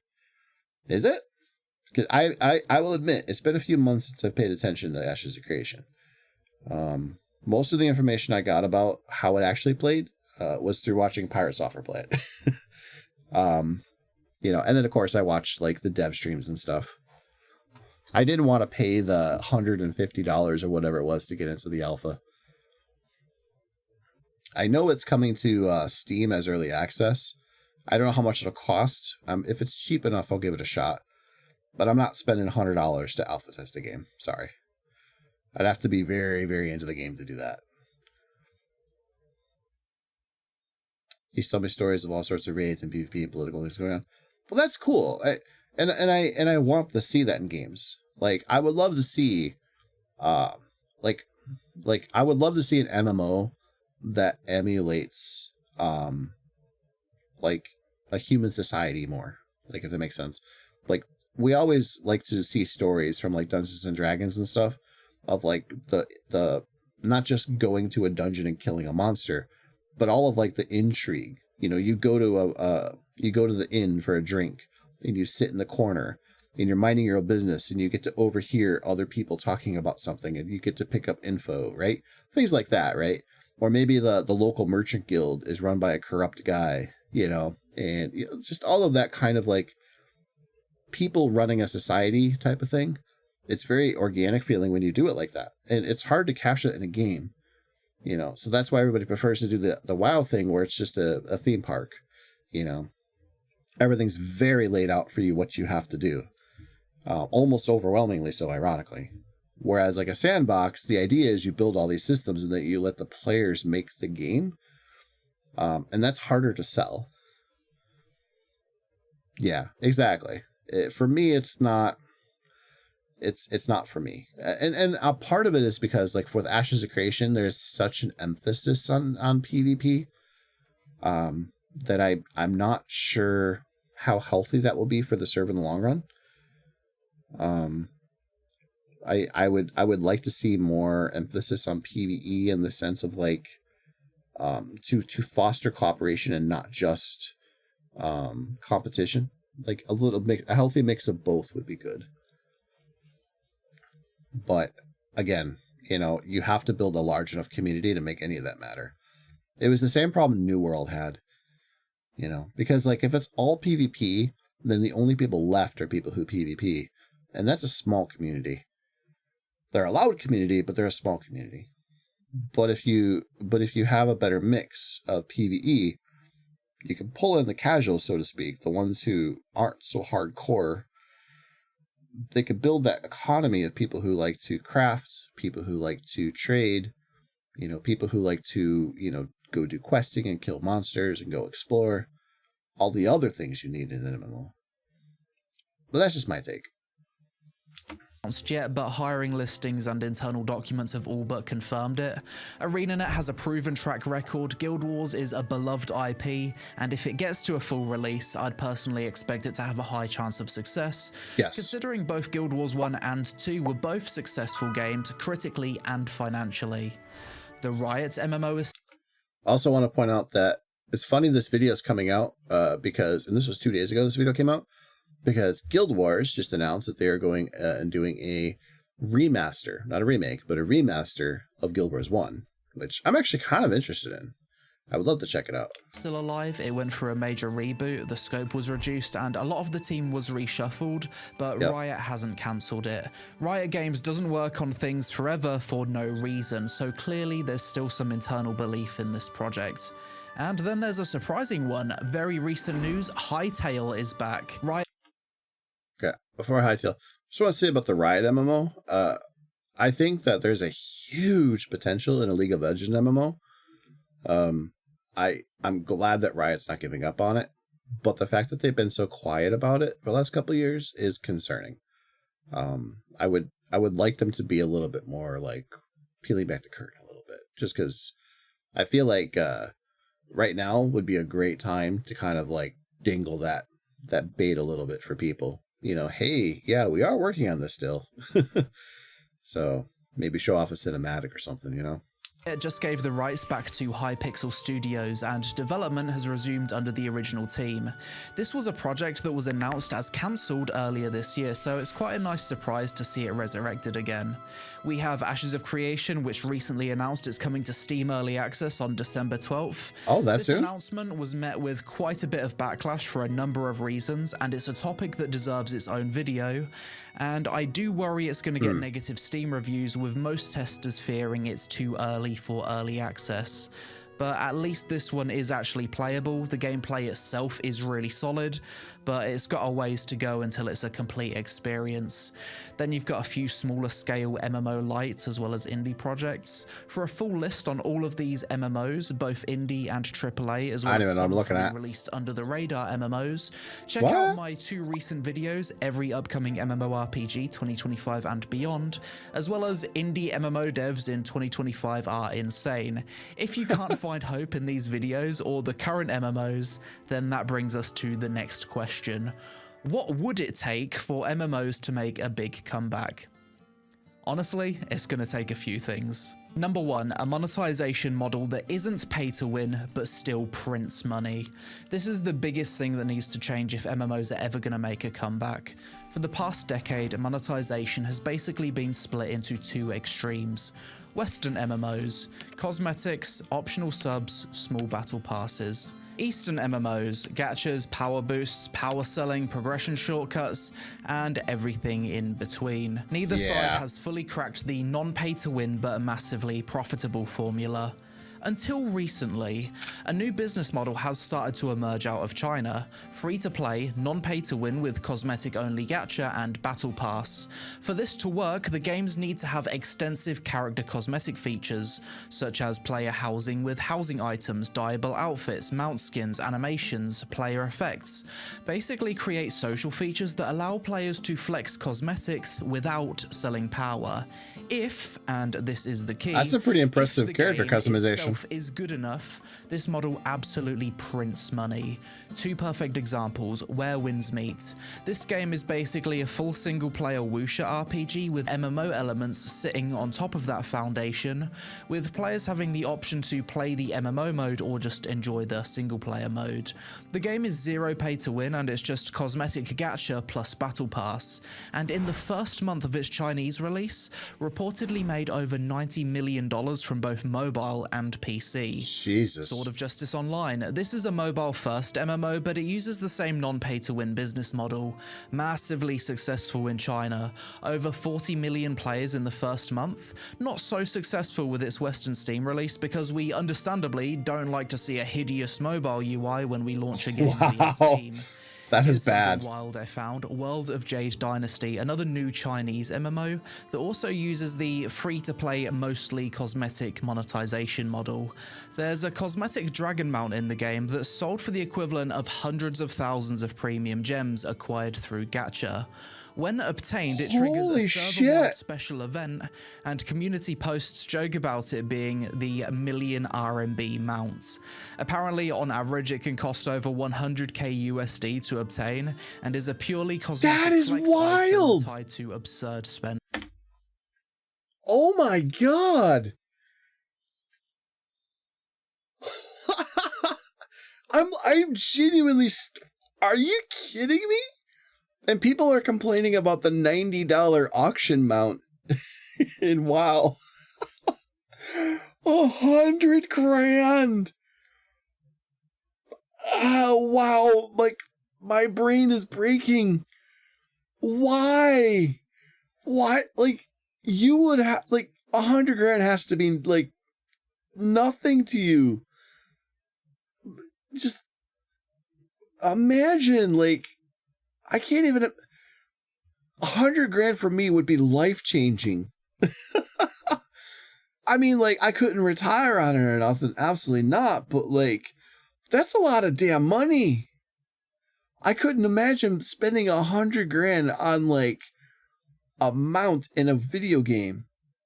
Like, that is a level of whaling that's like super whaling, giga whaling. Like, is there even a word for that?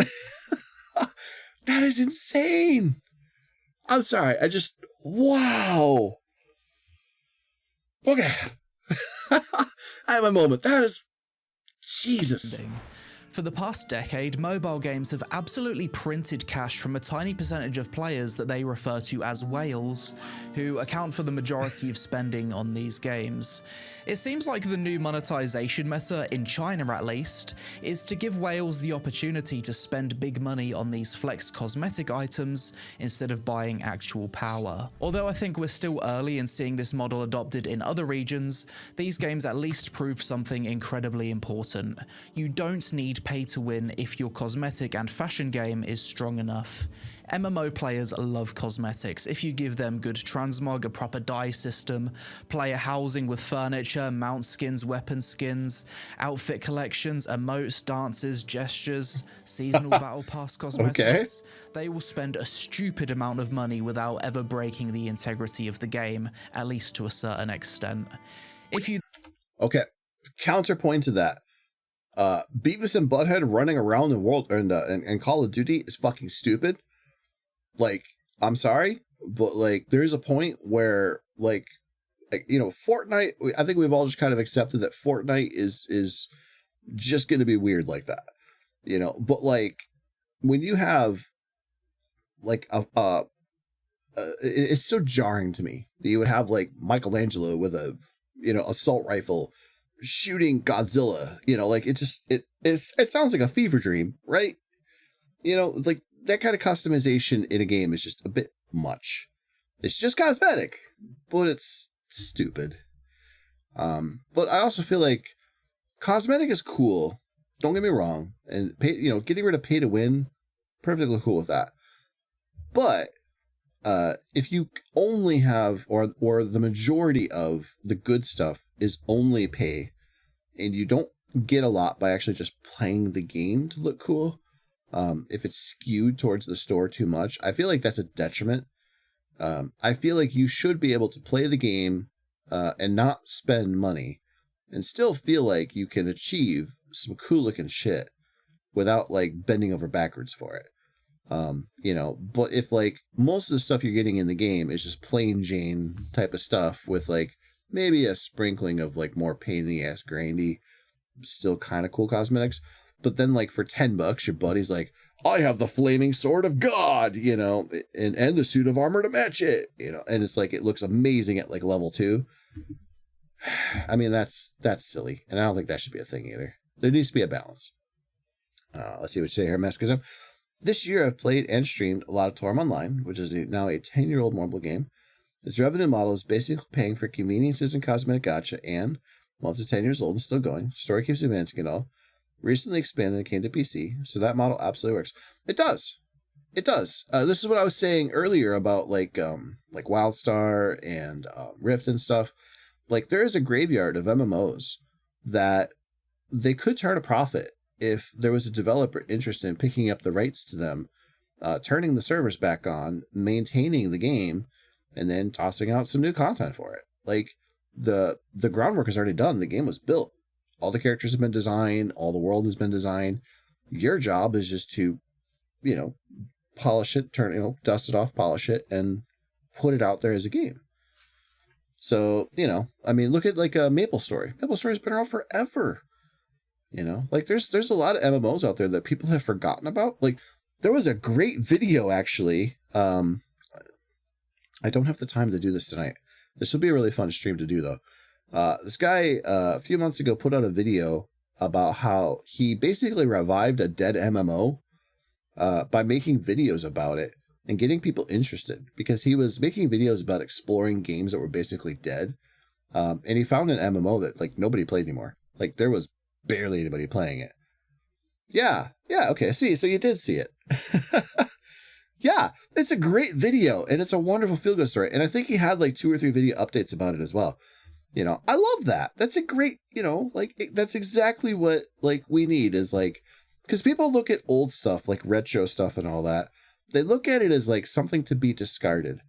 And it's like, there is a reason why, yes, clunky control schemes and weird UI, like there's a lot of design decisions that might feel a little dated or just out of date or whatever, but like they were cool then. They could still be cool now. Just because it's not the newest and shiniest thing doesn't mean that there's somebody out like that. There's not like a love of it, a group that can form around it, a niche, like enough to be profitable in some cases even. So yeah, absolutely. I just feel like going back to what we were talking about before, where I think a lot of Western companies in particular, it has to make all of the monies. If it doesn't, then they just don't care. There is absolutely like a spot in gaming, MMO or not, for, games that don't have the most amazing, like think PlayStation 2, basically. PlayStation 2 graphics, they're not amazing anymore. But they often have, like as an example, an old gaming trick. This was brought up by H-Bomber Guy. He did a video about ukulele. Weirdly enough, no longer on YouTube for some reason. I found it on some other website when I wanted to rewatch it. He makes a point about how old games, due to the restrictions of how games worked, the loading and all that kind of stuff, the technology at the time, developers had to take shortcuts and create like gimmicks and lies. And one of the ones that you saw in a lot of Rare games, the 3D N64 stuff and PlayStation, all that, was levels that didn't make any fucking sense. They were designed to be gameplay first, not logic, right? Because you couldn't build something realistic, so you didn't do it. You just made a game. So, like, as an example, in Yooka-Laylee, the mountain that you go into, there's an entrance for it. The entrance, you go in, and then you get the cool little zoom in effect. You know, the logo popping up, or however they do it. When you zone into the next side, or enter, or come out of the hole on the other side, like, there is no way that interior that you're now traversing through is the same size as that mountain that you saw. It's way bigger than the mountain that you saw on the outside. Because the laws of physics don't matter. You were somewhere, now you're somewhere else, and this is the new level layout. And that's it. They were trying to sell you on, like, the realism. As a matter of fact, I think the chase for realism harms certain games because, you know, it's harder to kind of do that, you know, kind of lie and make a game that's just a game. I don't know. It's hard to explain it. Torum Online graphics I describe as PS2 quality. Not high res at all, but they do beautiful things. Oh yeah, I've watched you play it. It looks really fun. It's not really my cup of tea, but yeah, I don't see anything like, I watch you play it, I'm like, oh, it looks a little old, but like, nothing that I would consider offensive. It reminded me a lot of like a PSO style game. You know, and I'm okay with that. Simplistic polygons and all that kind of stuff. I mean, the whole point is just to sell you on, you know, like to pull you in and to immerse you. You can do that with games that don't look high fidelity. Just saying. Sorry, my throat's getting dry, so I am drinking soda. Then want to capture the whales, you can then also throw in some uber rares via cosmetic gacha, so the gamers who have invested in Nvidia stock can gamble to get their equivalent of an in-game Rolex. Ooh. The key is to simply make a good game first. If the game is free, has good gameplay, the world is fun and the social systems are solid, then cosmetics alone can easily sustain a modern MMO. Number 2, regulators clamping down on pay to win. Another weird source of hope for MMOs actually comes from something that most gamers hate. Governments getting involved, especially in China. According to Reuters, in late 2023, new rules were proposed in China targeting whale bait mechanics, which means no login rewards, no first top-up bonus, no streak spending rewards, spending limits for players, direct purchase options for items normally locked behind gacha, and stricter transparency around probability items. These changes directly attack the systems that have kept many Eastern MMOs profitable through pay-to-win design. South Korea followed with its probability disclosure law in 2024. This is happening in Europe too, by the way. So this is not just a Chinese thing. I believe currently going through the European government right now is making it so that gacha boxes and stuff like that have to tell you the probability of every single item in the box. I believe there was also some discussion about making it so that, you know, like, because a lot of companies will use like a gem type system or like a coin system or whatever, where you have to use real currency to buy the virtual currency to buy the item. There's been some talk about basically putting the actual currency item cost onto the item so that it can't be masked by the fake currency anymore. Because the strategy is that you would have like $1 equals 800 coins or gems or whatever. And then the 800 gems, would buy like a $1,000 or 1,000 gem item. So you'd have like that little bit of gems left over. You know, so it's like, yeah, you know, your brain, it does things to your brain. So I'm glad to see this is happening. The only graphical wish I have for Torum is for player avatars to change expressions once in a while. Yeah,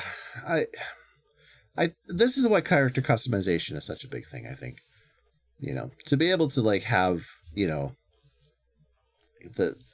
just make it cool, make it look good. That's all people want, is just to look cool. Forcing all games with gacha to clearly show the real odds everywhere. We've still got a long way to go until pay to win is regulated completely out of MMOs, but if China and Korea keep pushing in this direction, developers may be forced towards the exact monetization model that Western players actually want. 3. The possibility of AI reducing development costs for MMOs dramatically in the future. I'm not sold on that because it means people losing their jobs, and at this point I'm sick to death of hearing about AI. I think it's made the internet an absolute slop fest these past few years, and I'm honestly not convinced it's even going to be a Yeah, no argument, Master Kazam. I agree 100%. Just have the character look like it's alive, just a little bit. positive for humanity. However, we have already seen people use AI to help with asset generation, animation blending, procedural dialogue, world building tools, and QA automation. If AI tools can cut MMO development costs by even 20 to 30%, maybe just doing a few mundane tasks here and there, then that's already massive. Suddenly, the genre becomes more financially viable again for studios that previously couldn't justify it. And if AI gets to the point where one artist can do the work of 5, one designer can generate hundreds of quest variations, then that changes everything. I don't think it's going to magically resurrect the genre overnight, but over the next 5 to 10 years, this could potentially be one of the biggest factors that brings MMOs back. Number 4, a breakout hit from either side. The truth is, one massively successful MMO, whether Western or Asian, could completely shift investor confidence. All it takes is one game that proves that you can still make $1 billion MMO in the 2020s. Another World of Warcraft level success. If that happens, money will flow again, studios will pivot, publishers will chase the trend as they always do, and the 2007 to 2012 era of constant MMO launches could absolutely return. But that's me reaching dangerous levels of hopium. So much so, it's probably best that we wrap up the video here before I get sent to the hospital for an OD. Real talk though, I don't know what the future holds, I can't predict anything, and as a content creator covering this genre, I've really had to do my best to try and stay positive these past few years because no one wants to come home from a long day of work, watch one of my videos and only hear negativity. I'm someone that gets genuinely depressed when there is no hope, so I'll always do my best to try and find it, whether that be with games, real life, health, work, or with the future in general. Maybe sometimes I come across as unrealistic, or maybe in the past I've gotten you excited for a game that turned out to be disappointed. Sorry if that's been the case, but I do promise you this, I do genuinely love this genre and I just want to see it thrive again. As always, let me know what you think about the MMO genre in the comments below. Which one of these recent cancellations hurt you the most? And do you have any hope for these upcoming releases? Help us out with a like and subscribe to the channel for more MMO coverage. Social media on screen. Thanks for watching. And click the video on screen to watch my deep dive into the absolute shit show that was the era of Kickstarter MMOs. Cheers. That's a good video. That's a good video. Yeah, Lazy Peon's been covering MMO stuff for a while. Let me put some music back on.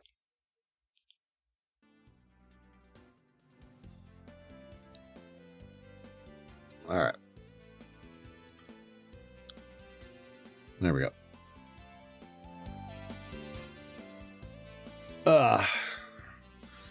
Like the occasional scene when my character gets knocked out, close your eyes for a minute. It's okay. Overall, looks good. Torum does showing a probability for gacha items. I don't know if they're legally required to, and I do wish I could direct buy certain items. But also the premium currencies that buy gacha items can be collected in-game, so I can't be too upset about it. Again, there's still lots of good fashion to collect in-game without money. Yeah, and that's probably why Torum has been around for so long. You know, like that really does feel like if you can find a good balance that keeps the players happy, you know, like people will stick around. Like obviously, yeah, every game's got their goofy stuff, you know, characters don't blink, things like that. But like, yeah, it's really just a matter of like, you have to build it. Like that's the struggle with MMOs is like, you have to build it, and that's hard. You know, like that's the hard part, building the world. After you do that, You can build everything else out of that, but you have to have a foundation. Without that foundation, it doesn't matter. So yeah, I absolutely agree that like the free to play player model for MMOs is probably gonna be how it is. Get people in, offer an amazing experience basically, and then let the money flow in from people deciding that that's where they want to settle, and then where they want to spend their time and money. So because I feel like MMOs, they can have that cozy game vibe pretty easily. So it just has to be like this is the one for me type of vibe.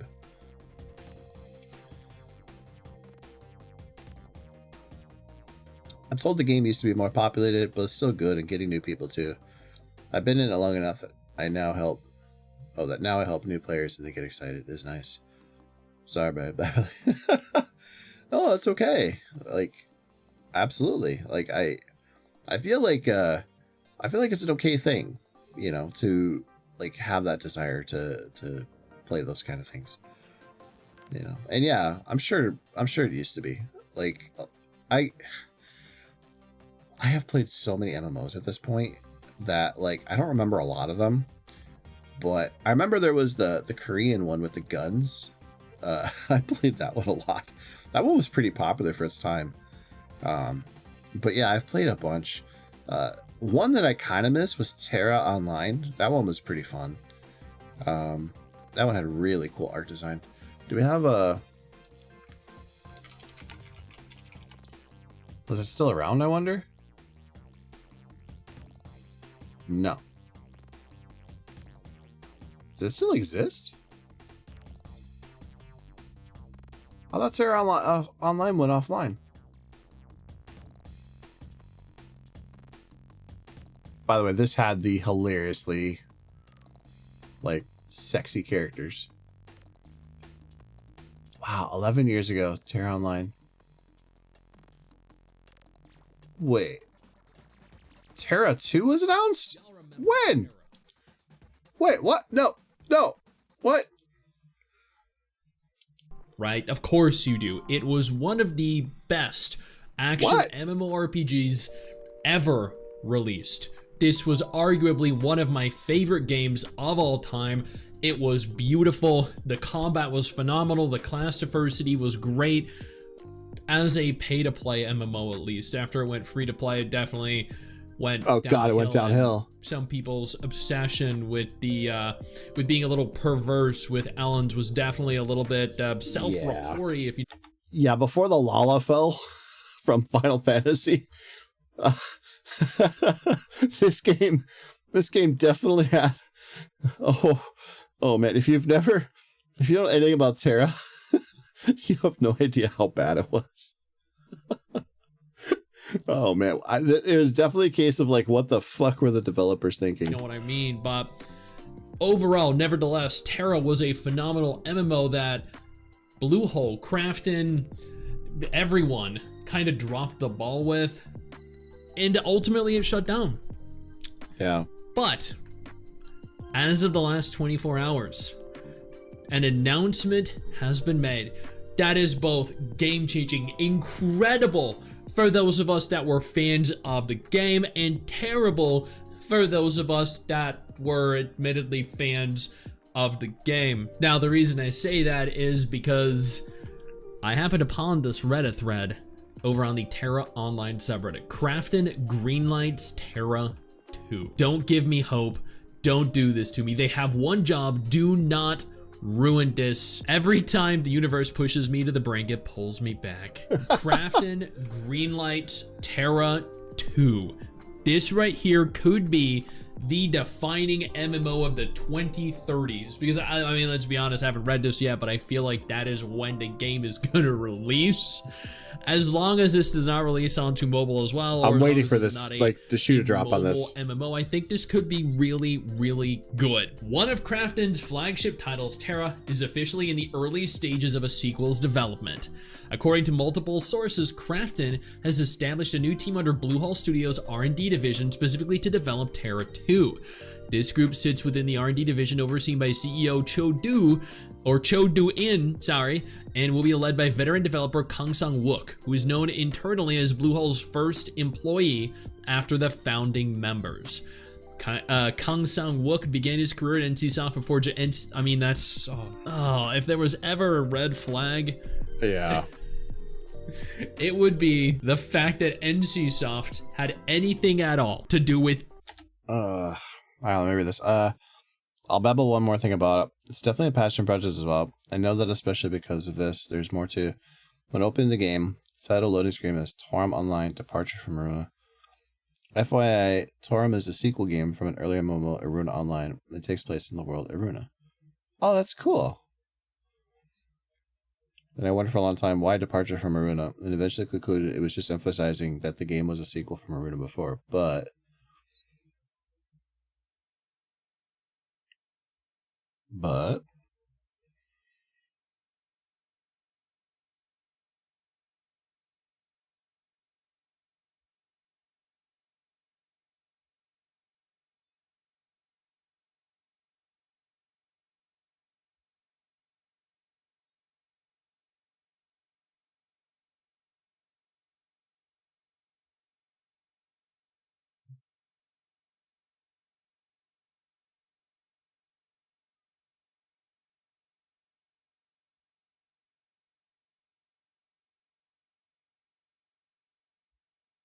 when the game launched, it had only a few chapters, and gradually they released new chapters, still ongoing, and currently in chapter 15.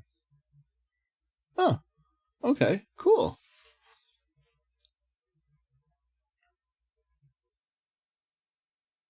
It just seems like, when I watch you play it, it just seems like a nice cozy game. You know, just a nice little world that you just get to goof around in and get stuff done, and just kind of, good vibes. Alright, this guy's talking about Terra Online.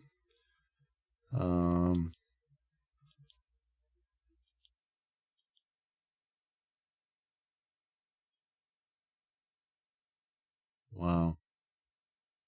Terra launched in 2011. Closed in 2022.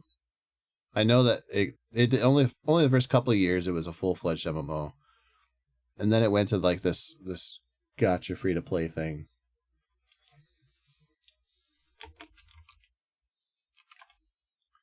Let's see.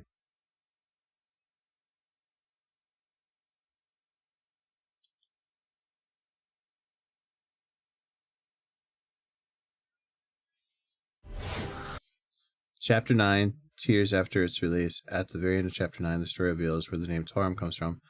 Then all the story up to that point was just a prologue leading up to departure from Aruna. Wow. Okay, that's cool. Nice big twist there, huh?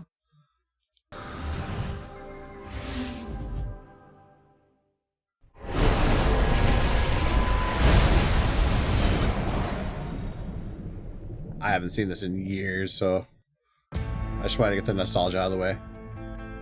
The Valley of Titans, a tribute to slumbering gods. We have been called to fight for those who once protected us. Gods who are now on the brink of death.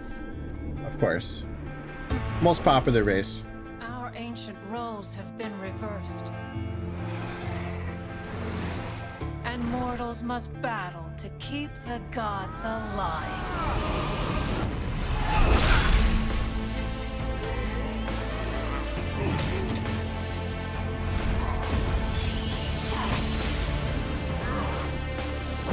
I mean, I think this still holds up today for how old this is. But, I can tell it's a little dated.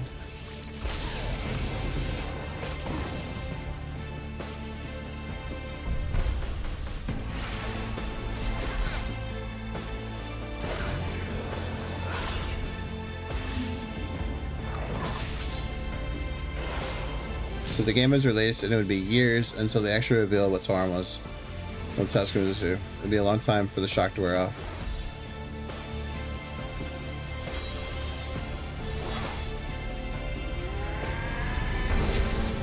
These are all in-game graphics, by the way. Like, slightly tweaked for the trailer. But this is what the game looks like. If we allow If anything, I think the game actually looks a little better. we all die.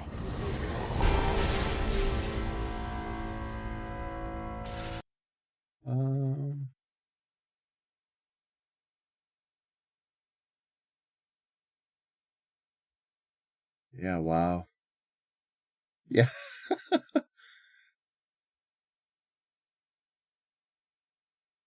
Yeah, speaking of the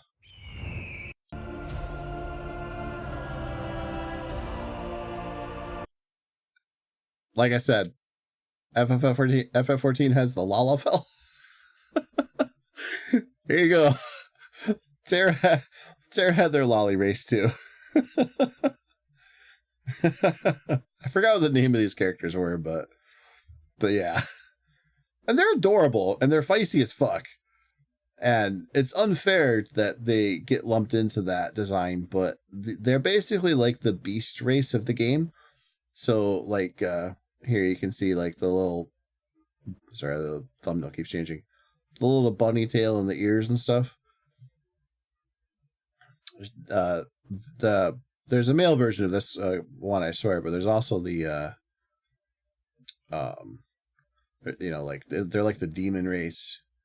Yeah, the male ones are here. What if that was the character creation?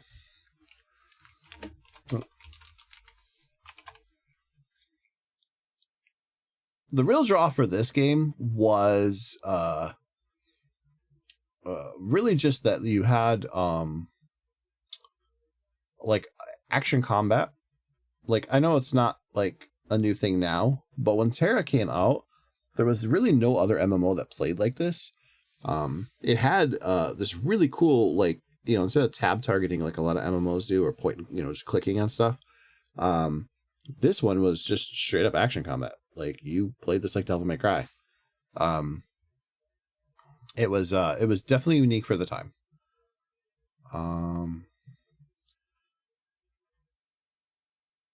Let's see here.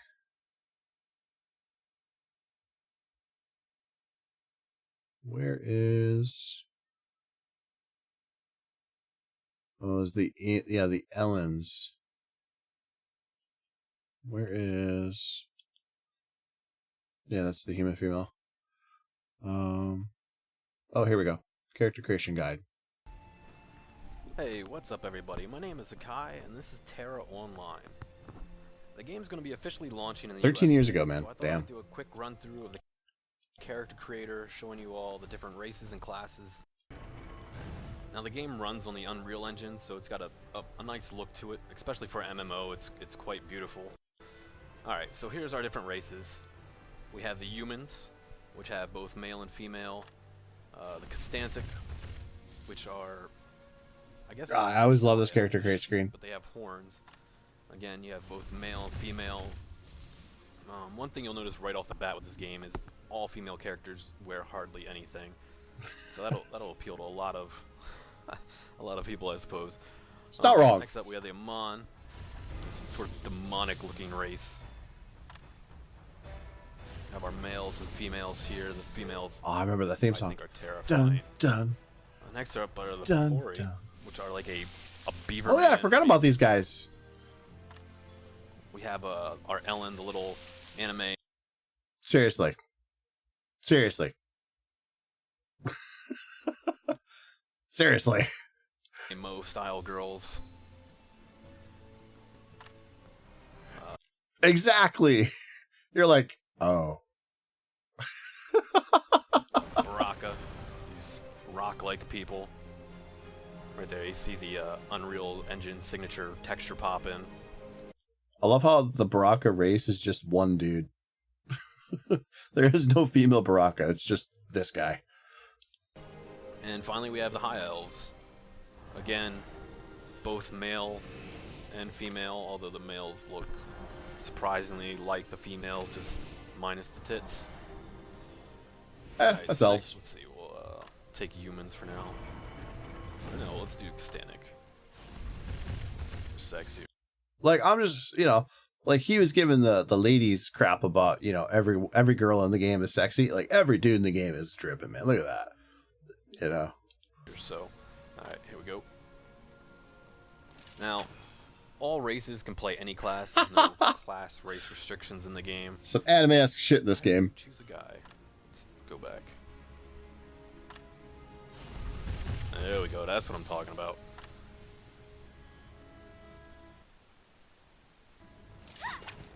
Alright, so first off we have warriors. Now the nice thing is it gives you a nice little detail explanation down here of what exactly you can expect from this class. Like, warriors are going to be evasion tanks. Oh, or you DPS. all know. They're gonna You all wear, know. like a medium leather armor.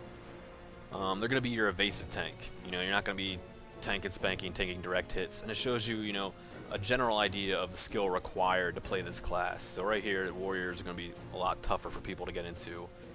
And wearing what she's wearing there, you can tell she's definitely not taking too many hits. Next up are Lancers. Lancers are your more traditional shield, tank and spank kind of tank class. They're not really going to be for DPS at all. Again, you can see, you know, they wear the heavy armor, they're absorption tanks, Yes. melee's type. Yes, they wear the heavy armor. You can tell how well she's armored. All of her vulnerable points are clearly covered. In her defense, she has a giant-ass shield, but And here's your difficulty. fantasy armor is not supposed to make Next sense. up are Slayers, which are going to be our first DPS class. This is the one I Big played. Two-handed sword user. Again, you know, because your DPS skill required is a little bit lower, you're gonna be using medium armor and be kind of like a burst DPS. Now you have Berserkers, which are gonna be along the same lines of burst DPS, but they're gonna use great axes and be able to wear heavy armor and block some incoming stuff. Again, they're not tanks, but it's gonna be a little bit more survival play. Alright, let's see. We got our Sorcerers. More burst DPS. A little bit easier to play because you're going to be playing ranged and not have to worry so much about taking hits. And you're going to be wearing cloth armor. Archers are next. Again, more DPS. Medium armor. Again, though, range, so you don't have to worry about taking hits so much. So it shows you, you know, your player skill is going to be not as much required of you. Alright, we got priests, which are your primary healers in this game, with some ranged attacks and cloth armor. And finally, just we have enjoying mystics, this. which are going to be support healers. I guess they have some pets which will help out as well. God They're also gonna damn. be more, you know, like buff and support type. So She's got a whole shirt. now we'll go with Slayer because they look cool. I just, you know, Now next up, you can choose we from may- a bunch of presets. okay, I'm pretty sure she's just wearing a belt. Technically. It's funny because we're making fun of this, but like the males, they're not much better, to be honest. Like, they do get more armor coverage when they actually get armor, but like it's still like slut armor. Oh man.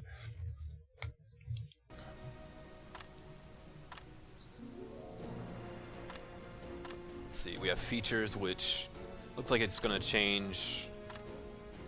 The both character our creation hair was and our surprisingly horns. robust for the There's a time. bunch of colors here to choose from. Total 13. Pretty much could make- different hair or horn combinations. Go with the first one. I like that. All right, then we got our faces. A lot of it was just selecting a preset, but a lot of it was, you know, for what you get out of it. This will change. Looks like lipstick color. You can pretty and much make something eyeshadows. that would make you happy. That's fine. The white looks good. Adornment. Like I played when I was playing Chrono Odyssey, one of the things that bothered me was like how ridiculous the character creation was. Like, people are making abominations with, like, you know, creepy long ass arms and giraffe, you know, necks and stuff, and it just looked really out of place in the universe. So I don't mind like the presets as long as you get to like maybe change some colors and stuff like that. My sister is pretty plain as a person usually, but when we played in a LARP, she played a certain kind of character, and one summer she literally just wore a broad belt as a top. Well, I will bite my tongue on saying things, but generally, you know, what we keep on our insides, and we don't necessarily broadcast to our outsides, Does leak out sometimes. But I do think, like, people always give, like, the whole, like, you know, well, you wouldn't have a girl dress sexy in a video game because that's unrealistic, blah, blah, blah. And women deserve to have respect and dignity and stuff, blah, blah, blah. But then you see, like, the legion of women out there that are like, yes, actually, what I really want is that. I want my armored bikini warrior, you know, and then I'm going to go to cosplay that at a convention if I can. You know, like, it turns out that there's a lot of women out there that actually kind of like this armor. Like, maybe not this particular one, but, you know, like, they like sexy armors and clothes, you know? Just, you know, like, there's all types of women, just like there's all types of men. Not every woman wants to have their fantasy woman covered up all the time. Sometimes they want to look super hot and sexy, even if it's unrealistic. Exactly. It's about the freedom and style, you know? So, and that's where I get frustrated with, like, the Korean MMO thing. Like, this is a Korean MMO. She's got high heels on, you know, pretty much all of the armor barely covers her. You don't really ever get a chance to, like, change those things.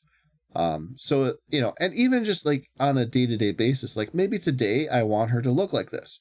But then maybe tomorrow I'm like, you know, it'd be cool to have, like, a whole suit of armor that covers her up. You know, like, that type of thing. It's freedom and style.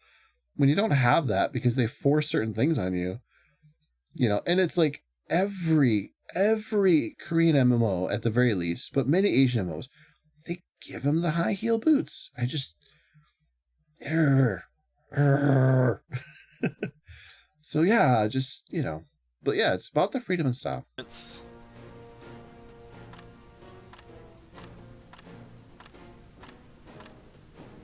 again, looks like it's just I forgot. lipstick. One of the other unique things about this game when it came out is during the character creation, you could actually select and see, like, what higher end armors would look like in your character. And then you can choose it nasty looking as you want. Or I'll flip through all the presets. Put it back to the hot default. And then finally you get to choose, like, so you did actually have sliders too. nasty looking as you want. Put it back so to they the did give you that default. option. And then finally you get to choose, like, a starting outfit. So let's see, is there any way I can... Where's face? Oh, there we go. Alright, so... yeah, that looks like it'll be real safe, running around in a thong and a leather vest. Next up is legless, a little bit of ass cheek. Another semi-legless outfit. And again, just legless on the left. So again, you know, this is going to be a very high sex appeal Korean art style game. Oh, finally we get to choose voices, so... well, that's manly. No. Nope. That's way too little girl. Alright, we'll stick with that. And you would add a name. Let's just real quick. What I want is to have the options to have sexy or cover. My main story character in Torum is nicely armored and covered, but there's no shortage of sexy female style, and I enjoy those too, just not for that warrior. Exactly. That's fine. Let's just take a quick look at some of the other races. Pori here. Little beaver men. Now it's interesting. And if you don't want to play Pori, hot, when you sexy choose chick, the you do have difference, options like this, which is nice. presets. Like there, he looks like a dog. Now I'm a panda. Now I think that's kind of like a rabbit. Or I can be a cat. Okay, what? I don't remember that preset. Is that just fat Puss in Boots? Come on, YouTube. Oh my god. Oh my god, that is adorable.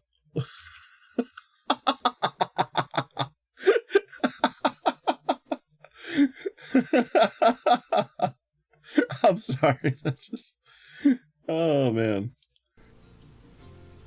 Or there's like another bunny. There's a very squinty-eyed rabbit. We have a tiger. Alright, that one's a straight-up dog. This That's is a amazing. very confusing race as far as their breeding practices go. There's a mongoose. What else we got? Another cat. More dog faces. Another angry beaver. And they all got Why not? tails. So, again, you know, you got your outfits. Wow, doesn't he look fancy?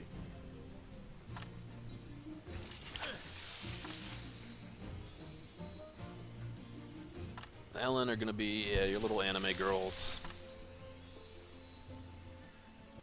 There you go. The moment you're all waiting for. Now with them, you can change what kind of ears they have. Like They even have the little girl like stance thing. there's more fox ears, you know, the cute little cat ears. There's no ears, just hair, ears, and so on and so forth. And yeah, that's about it. I mean, you know, there's a nice bit of customization as far as if you really want to fine-tune the different things, ins and outs. So yeah, that's it. This is Terra Online. Later I'll do a video and Anyway. So yeah. It's crazy how old this game is.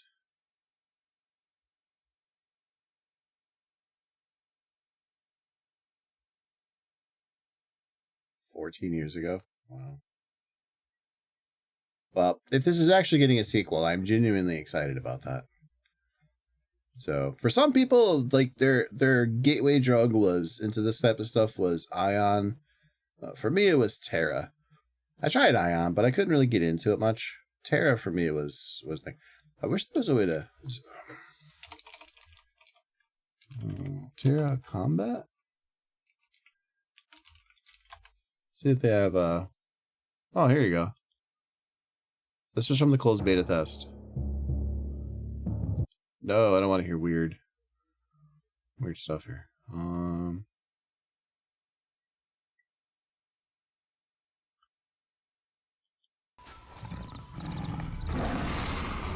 There we go. So this is what Terra actually used to look like.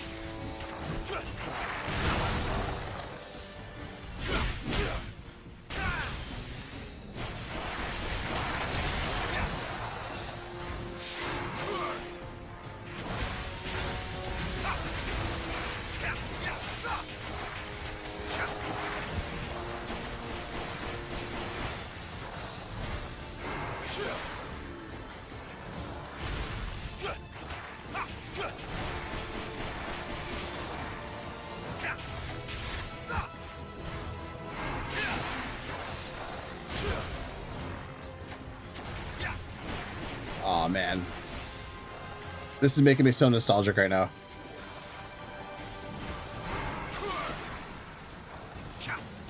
I can kind of see where Final Fantasy XIV probably cribbed some of its ideas from.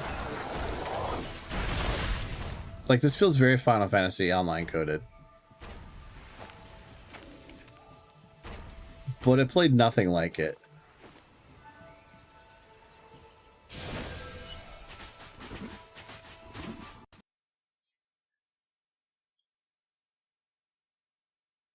Let's see here.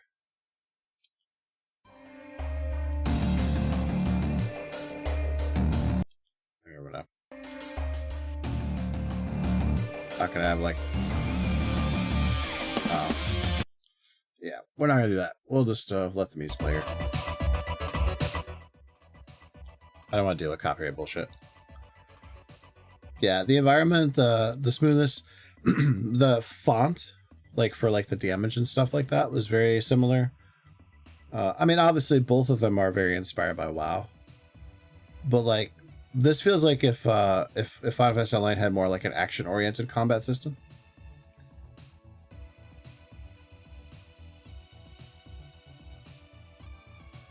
But I suppose originally Final Fantasy 14, it was for the PS3, right? So this would have been in development around the same time. So I guess I can kind of see like why they would have similar DNA.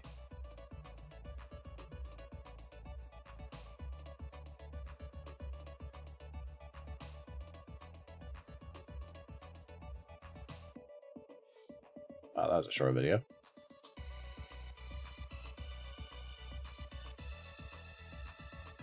Let's see here.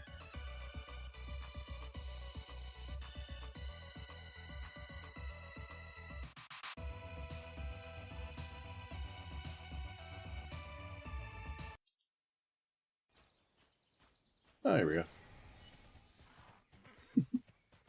And mounts.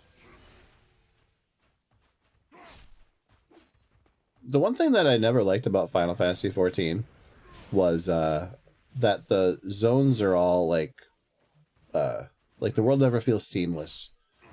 I don't know if like newer expansions have kind of like changed that at all, but like every part of the world always felt really segmented from the other parts, so it never feels like really seamless or anything.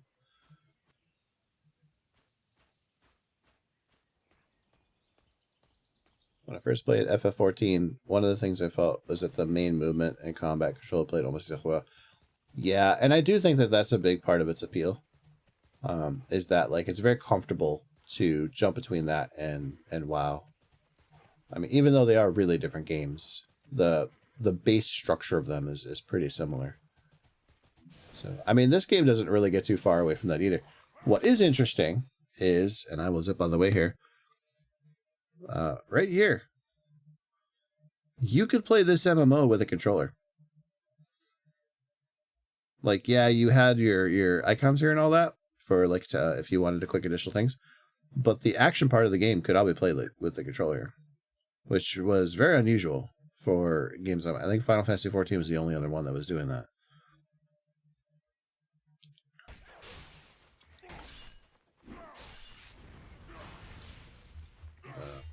Computer.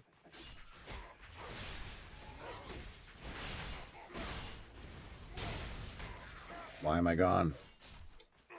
There we go.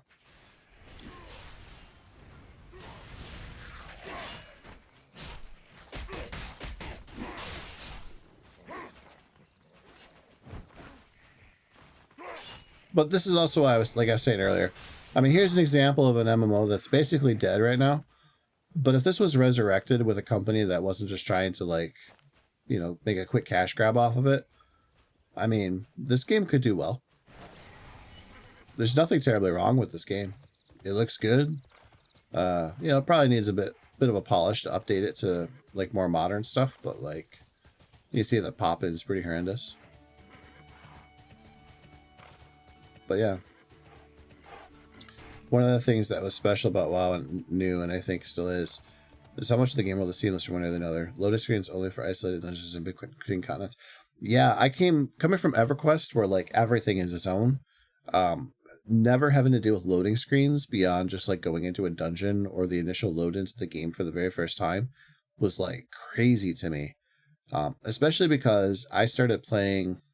Initially, I started playing a human. But I didn't get very far with it. And then I tried Night Elf, and turns out nobody plays Night Elves in the Night Elf area. They all run away and go somewhere else. So that didn't pan out too well. So then my friends convinced me to go to Horde. So I played Undead for a little bit, but I mostly just kind of stuck around the Undercity starting area. So my actual real, I got further than level 10 experience with WoW was when I played a Tauren. I did a Tauren druid, and that character leveling in the Barrens was like crazy, because like the Barrens, I think at the time might still be like one of the largest questing zones in the game. It's fucking huge, and like it doesn't zone. You have a whole north side, a south side. You know, wonderful Barrens chat, of course. But, like, you know, there's a quest where it's like, hey, we need you to go over to Orgrimmar and hand this thing to the dude so you can get the flight path. You know, like, all of that. Like, it just, it just doesn't stop. And then when you're finally done with the Barrens, you have the choice of going to Ashenvale, Stone Talon Mountains, or Thousand Needles. And it's like, you just go. You just walk right over to the zone. I mean, there is a visual distinction to show you that you're actually going into a new area, but there's no loading. You just go. And then when you're done with like one of those zones, they send you to the next one. And there's no loading. It's the greatest thing ever. Like it's why like classic WoW feels like a world. 'Cause like it is. It's cool. I just never got that vibe from Final Fantasy XIV. It never felt like that to me. Don't know why. You know, and I like Final Fantasy XIV. I think it's cool. But I do think that like, yeah, the fragmented nature of it does kind of like hurt it a little bit. I mean, obviously not to anybody that cares, because they're all in it for the story. Which, as we talked about earlier, is pretty important.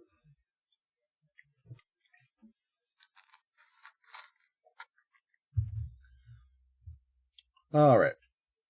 Well, that was Terra Online. So let's put some music back on here.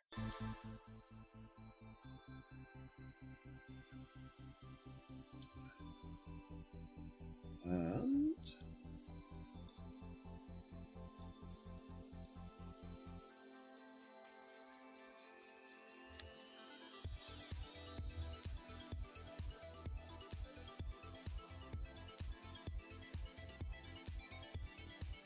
there we go.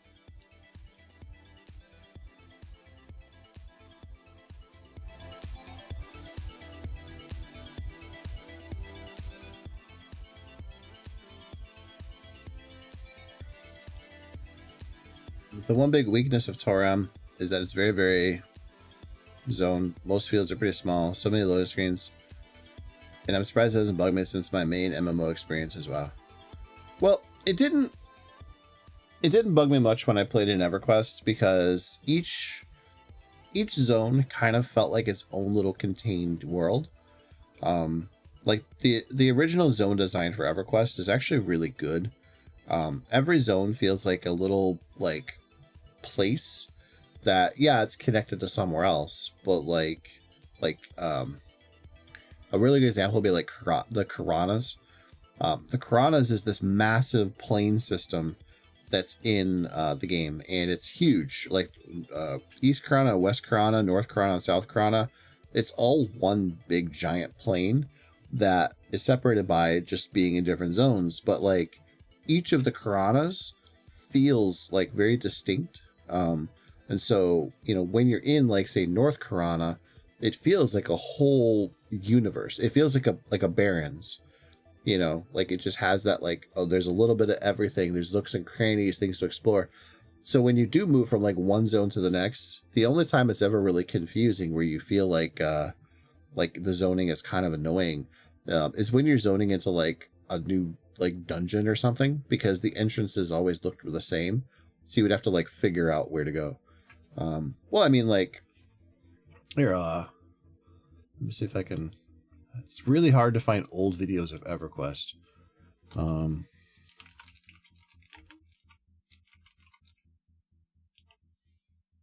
Let's see here.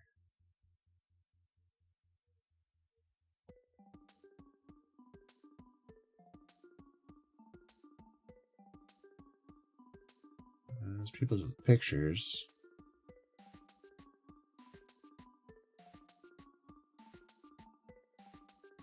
Wow, this is an old ass video. Holy shit. Okay, I kind of want to show this just for the craziness of it.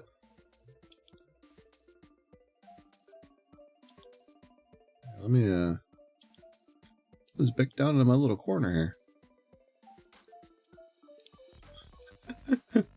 This is EverQuest. Holy cow.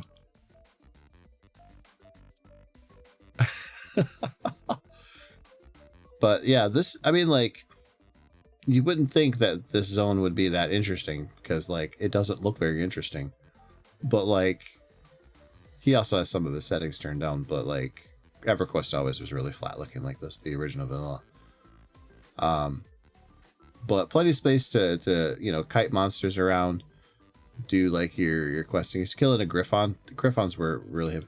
But like you can see there's a bridge here starting to like appear in the distance. That bridge obviously is like one of several major landmarks that are in the area. You go to this bridge, you zone over to one of the other Karanas. There's a small little village over on the one side there. There's a druid teleporting stone, or sorry, wizard teleporting stone that was right over here. So there's all these little landmarks to kind of help break things up. So you're never really like lost per se. I mean, there was definitely not really any map in EverQuest for like forever.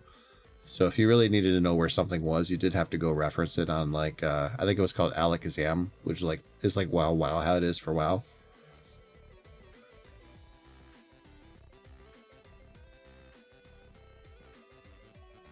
Wow, that is definitely a trip. Yeah, this was West Karana. So this was after Shadows of Luthien came out. That's the teleportation spires that take you to the moon.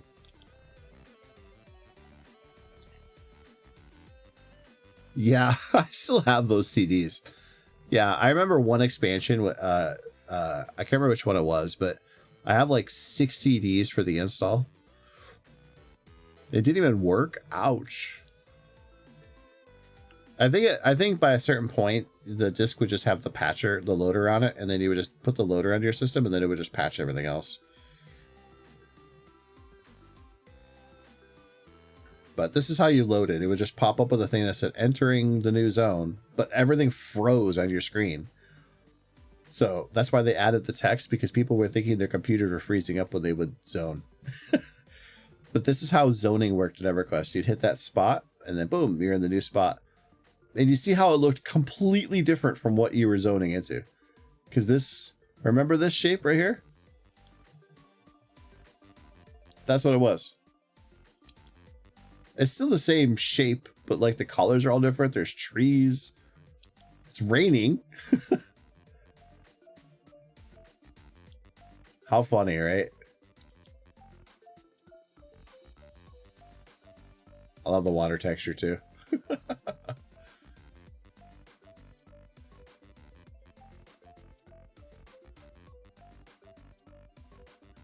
Let's see here. Oh, there was a PlayStation 2 version of this too.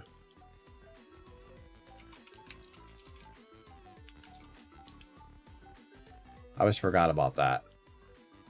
EverQuest Online Adventure is still alive in 2024? Really?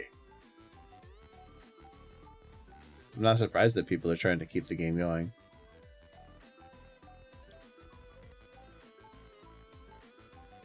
Surprisingly, I never played this, but from the people who played this, they always gushed about it. They always said that this was like a really fun game. Man, imagine having to go through this every time you started your game.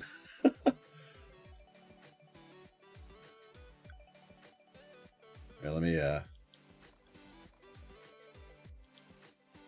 wow. I'm just skipping through.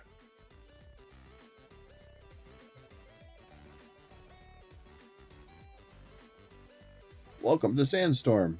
Do-do-do-do-do. So does this actually have any like sound to it? Or is it just quiet?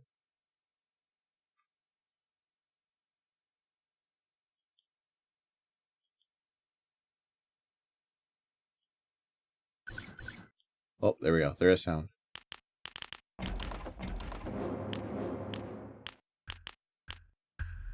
No, oh, there's music. Okay.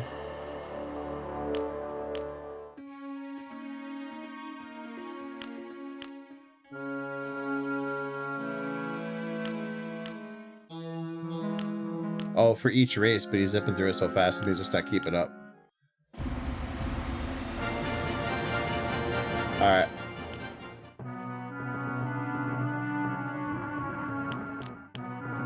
Let's speed this up a little bit. Wow, you had Alchemist, Bard, Cleric, Druid, Enchanter, Magician, Monk, Necromancer, Paladin, Ranger, Rogue, Shadow Knight, Shaman, Warrior, and Wizard. That's actually more races than, or more classes than the original EverQuest. By one, the Alchemist. The Alchemist did not exist.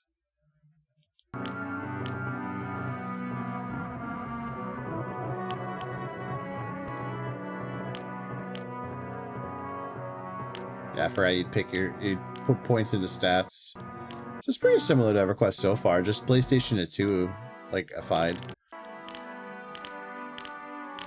Okay, got some presets to pick through. More loading.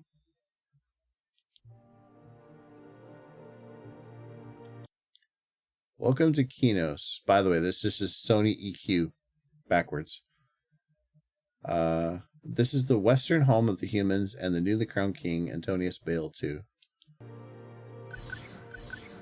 As a new warrior, you have been invited to join the Kinos Guard. They are the Warriors Guild here. Then you are ready to move along to your first quest. Speak to Roger Stallheart. He's the guild master standing before you. Roger, Roger. Okay, sorry.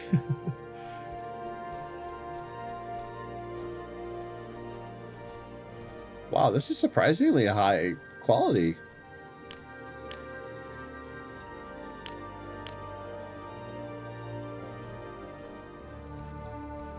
I'm sure he'll figure out how to talk to that dude eventually. Nope, he's just gonna keep going. Alright, let's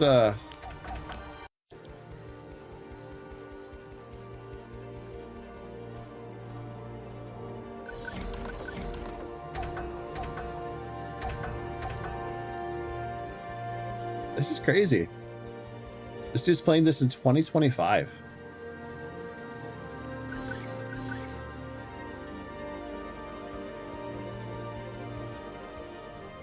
Oh, he did go back to his, I want to see an actual combat.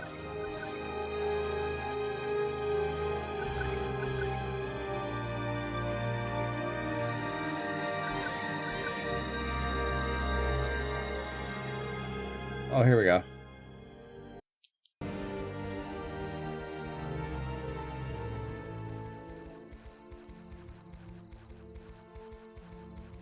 It's very dark.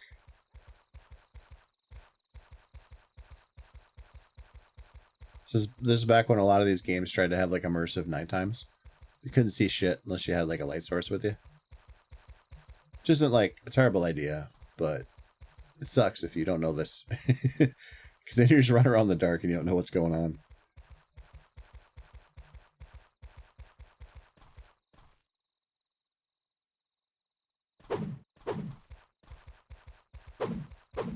Wow.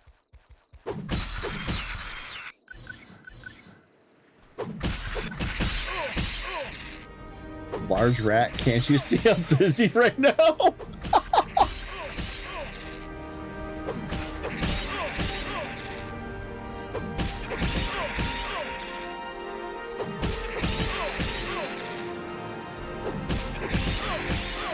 This would have driven me nuts.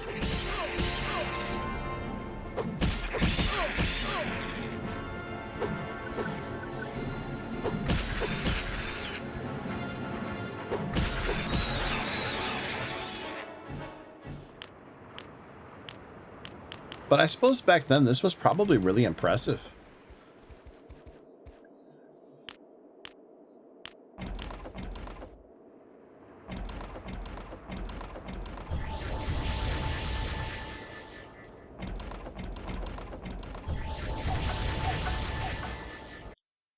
The nighttime darkness is fine and cool until you actually need light to play. I want to just play the game instead of simulating your own adventure. Yeah, right? So like in the what you call it? In the PC version of EverQuest, there's a stat called infravision, which basically is just night vision. But there were other ways of getting light sources too. Like you could kill a fire beetle, which were very common outside of the noob areas. If you looted a fire beetle eye, it would give you basically like a torch effect around your character so that you could see better in the dark. So there were ways of mitigating it pretty much right off the bat. You could also just buy a torch from a vendor, keep it on you. It just took up an inventory slot. So like you could do that. But like you'd have to learn and explore and poke around in the game. It wasn't convenient. So yeah, for newer players, definitely a source of friction. Like I could absolutely see them all being like, "Fuck this shit, I'm out." So that said, I mean, this looks like it would also be a lot of friction, but you know, I mean, it's an MMO on the PlayStation 2. Like I'm gonna give it points for the coolness factor just on that, even if I never played it. I suppose wasn't the first Final Fantasy Online on this? I think it was.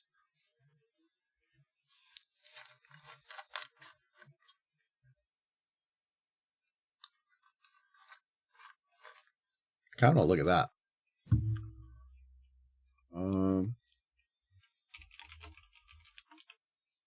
See what that looks like.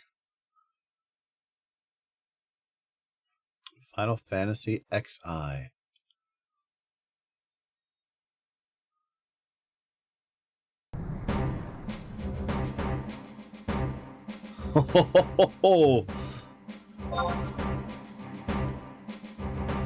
I forgot about this.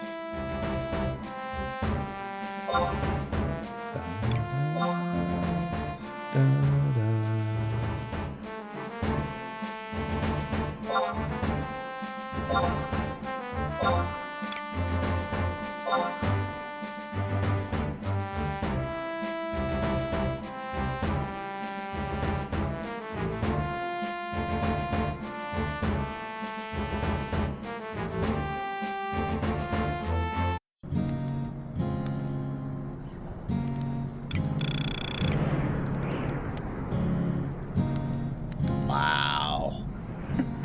All your stuff loading in as you're loading the game for the first time.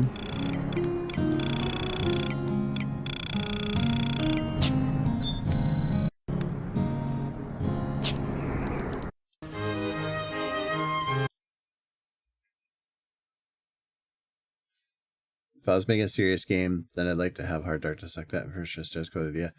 The stats code points into it so you can function easier. But of course, it's just a fantasy wish without reality.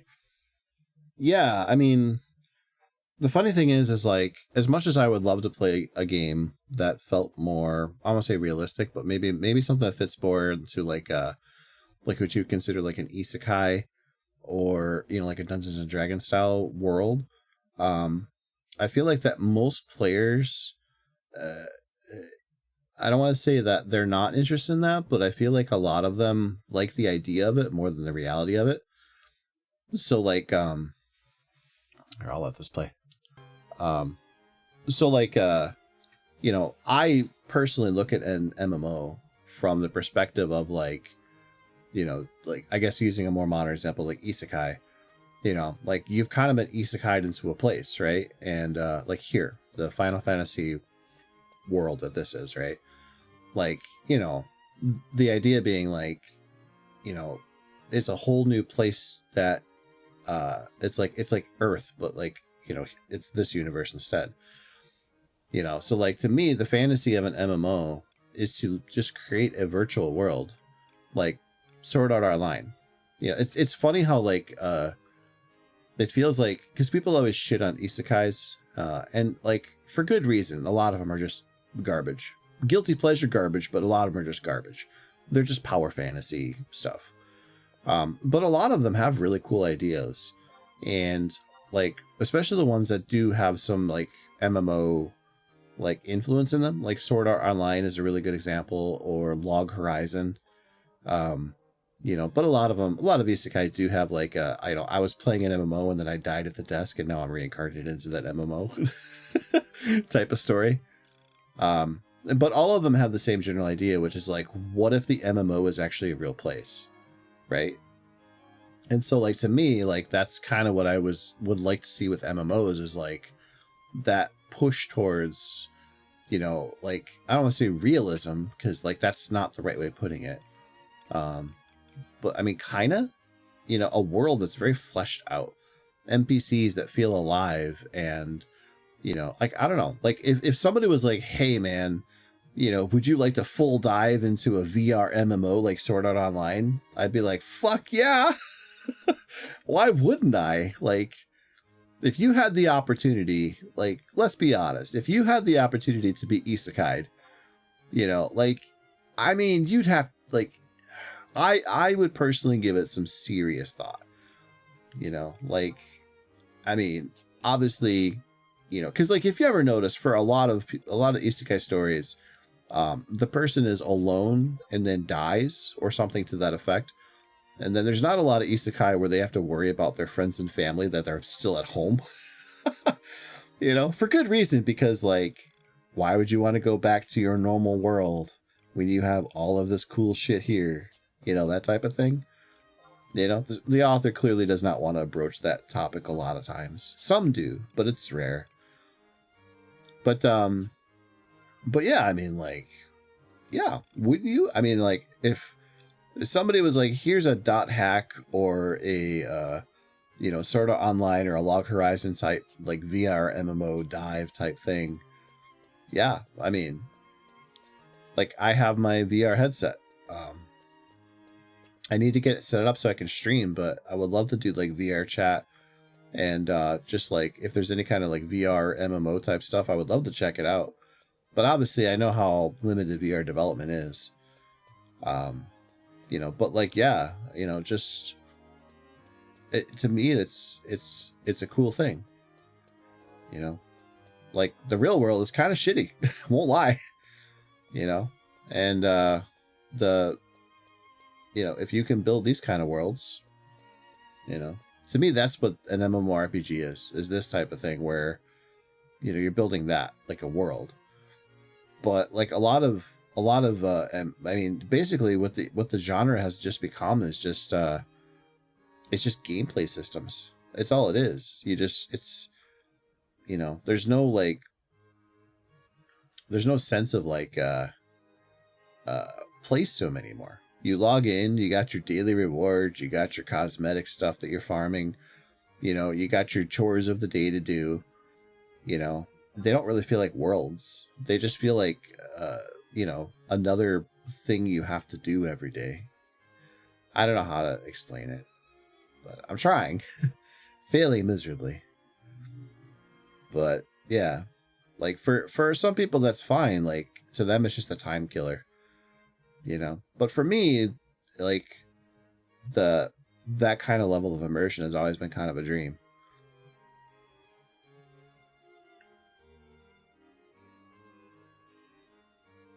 I think specifically because it's fantasy.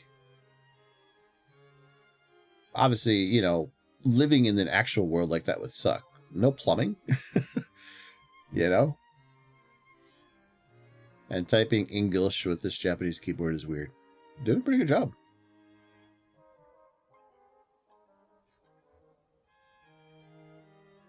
Okay.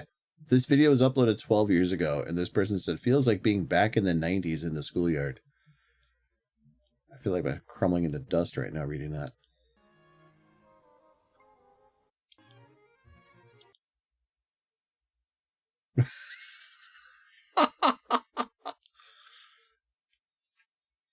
Only new thing they did was make Xbox have a red light instead of a red ring. Still fail. Even on a 60 gig PS3, even gigabyte. Hang on, Xbox got hacked as well, tard. Yeah, because even Microsoft won't use their own crap on their servers. They use Cisco. The sad thing is that even with Microsoft paying Sony rights, PS still sucks. Holy shit, this chat is a time capsule. I doubt it since it checks the version installed. Well, that fucking blows. So it is pointless then to install the game on my PS3. I haven't tried it, but I know the PS3 still region locks PS2 games. Oh shit. Hold on a sec.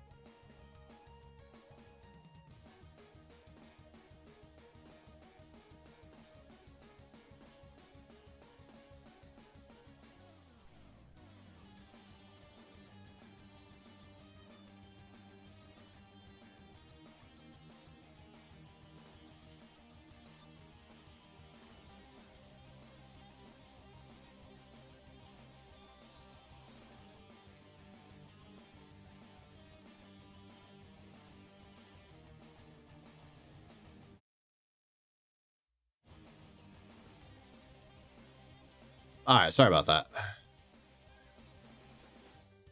Ugh. Had a phone call from family, so am I gonna do the cool thing where I'm looking and it's all staggered? No. Oh, bullying! You weren't bullying me, Master Kazam. I don't know why Automod did that. I didn't see that one go off. I saw the one for this bullshit. I get these every stream. Somebody's trying to spam me with shit. By the way, never use those services.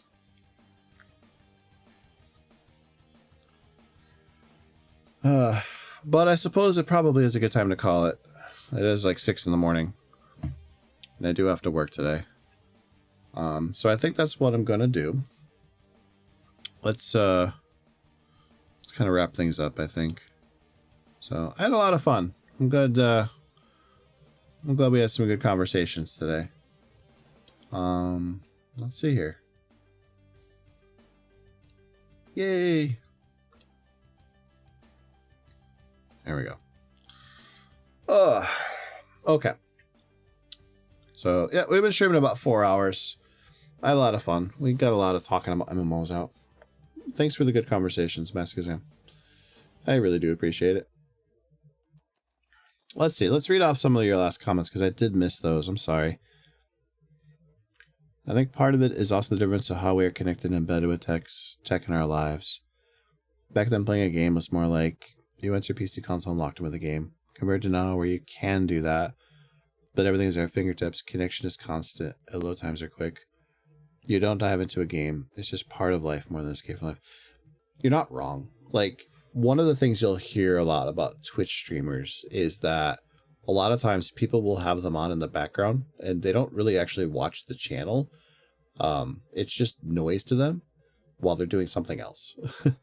YouTube kind of like that as well. So like, it's not uncommon for me to walk into a business like a gaming shop or something and just have like a YouTube video or Twitch on in the background, you know, and while everybody's doing their business. It's kind of like being at like a sports bar where there's like a whole bunch of games on and different monitors, but nobody's actually paying attention to any of it. But it's just noise, it's ambiance. You know, it's no different than having like a bunch of music playing in the background and then, you know, locking in and doing something else. So yeah, I get what you're saying. I get what you're saying. I feel like I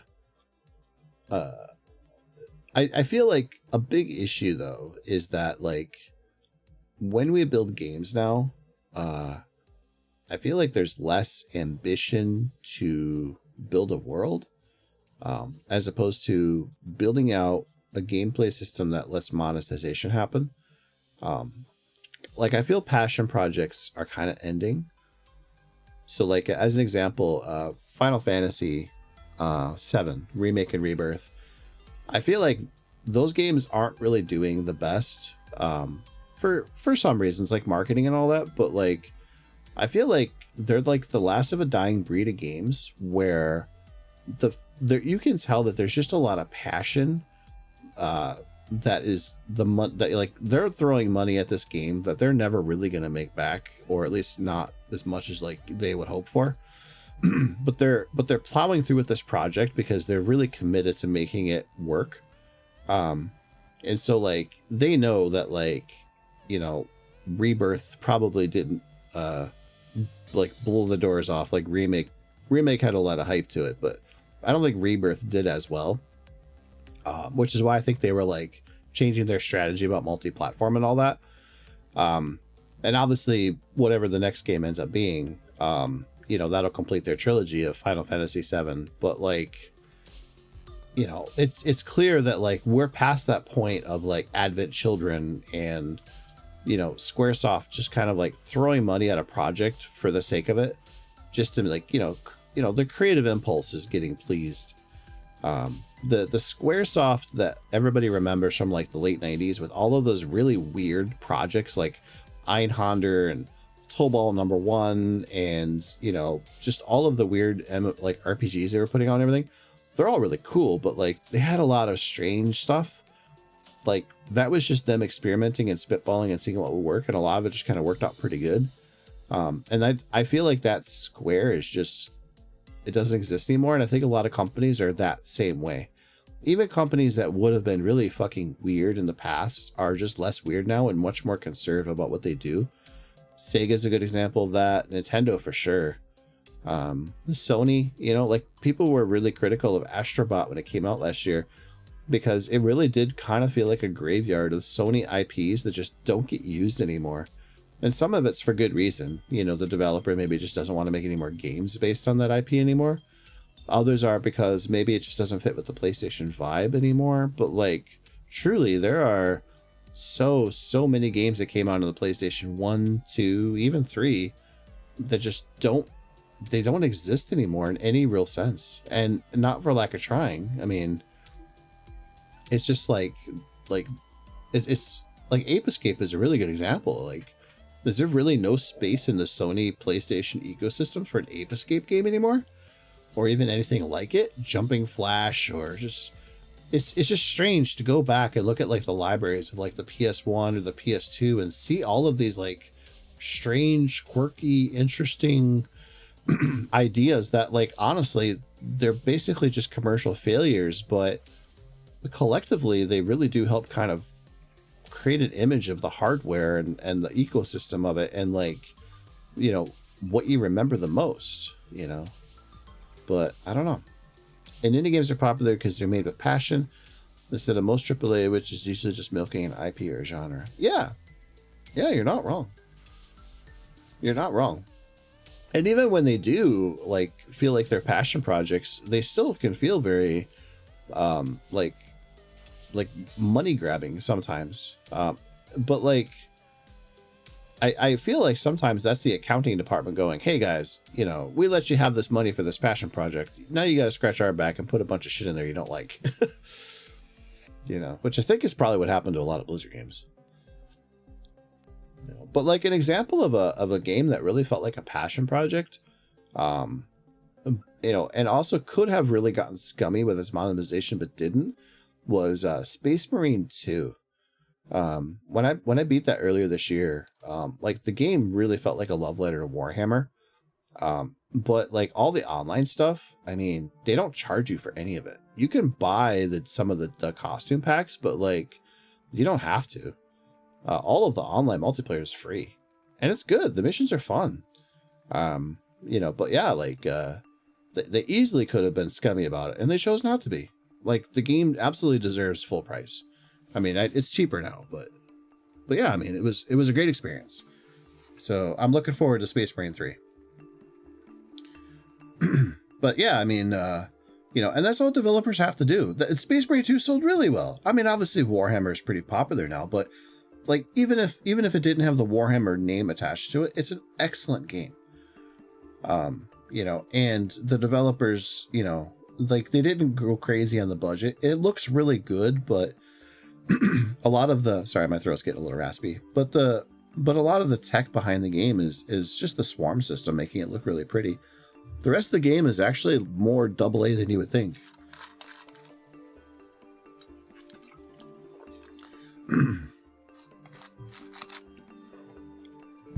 It's a good enough game that it spread to people, streamers with no Warhammer connection, enjoyed it. Exactly. And I feel like you notice that with certain games when like they start crossing boundaries and everybody starts picking them up. Like there's a reason why like Repo and Lethal Company, Peak, you know, all those kind of like comms based like multiplayer games have gotten really popular because like they're genuinely good games that, you know, anybody can hop into, and they don't beg you for stuff constantly. Like they're not pestering you to buy a bunch of microtransactions. They're not telling you to download more DLC for them. You know, Among Us is another good example of that. You can buy cosmetics, you can buy certain things for some of those games, but like they're not throwing it in your face. Hey, buy things, you know. Hey, if you buy it now, then you're going to miss out on all of the patches and like there's no FOMO. There's just, here's this fun game we put out, and you know, if you like it, great. If not, well, we'll move on to the next game.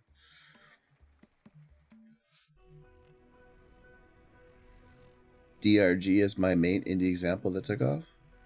DRG.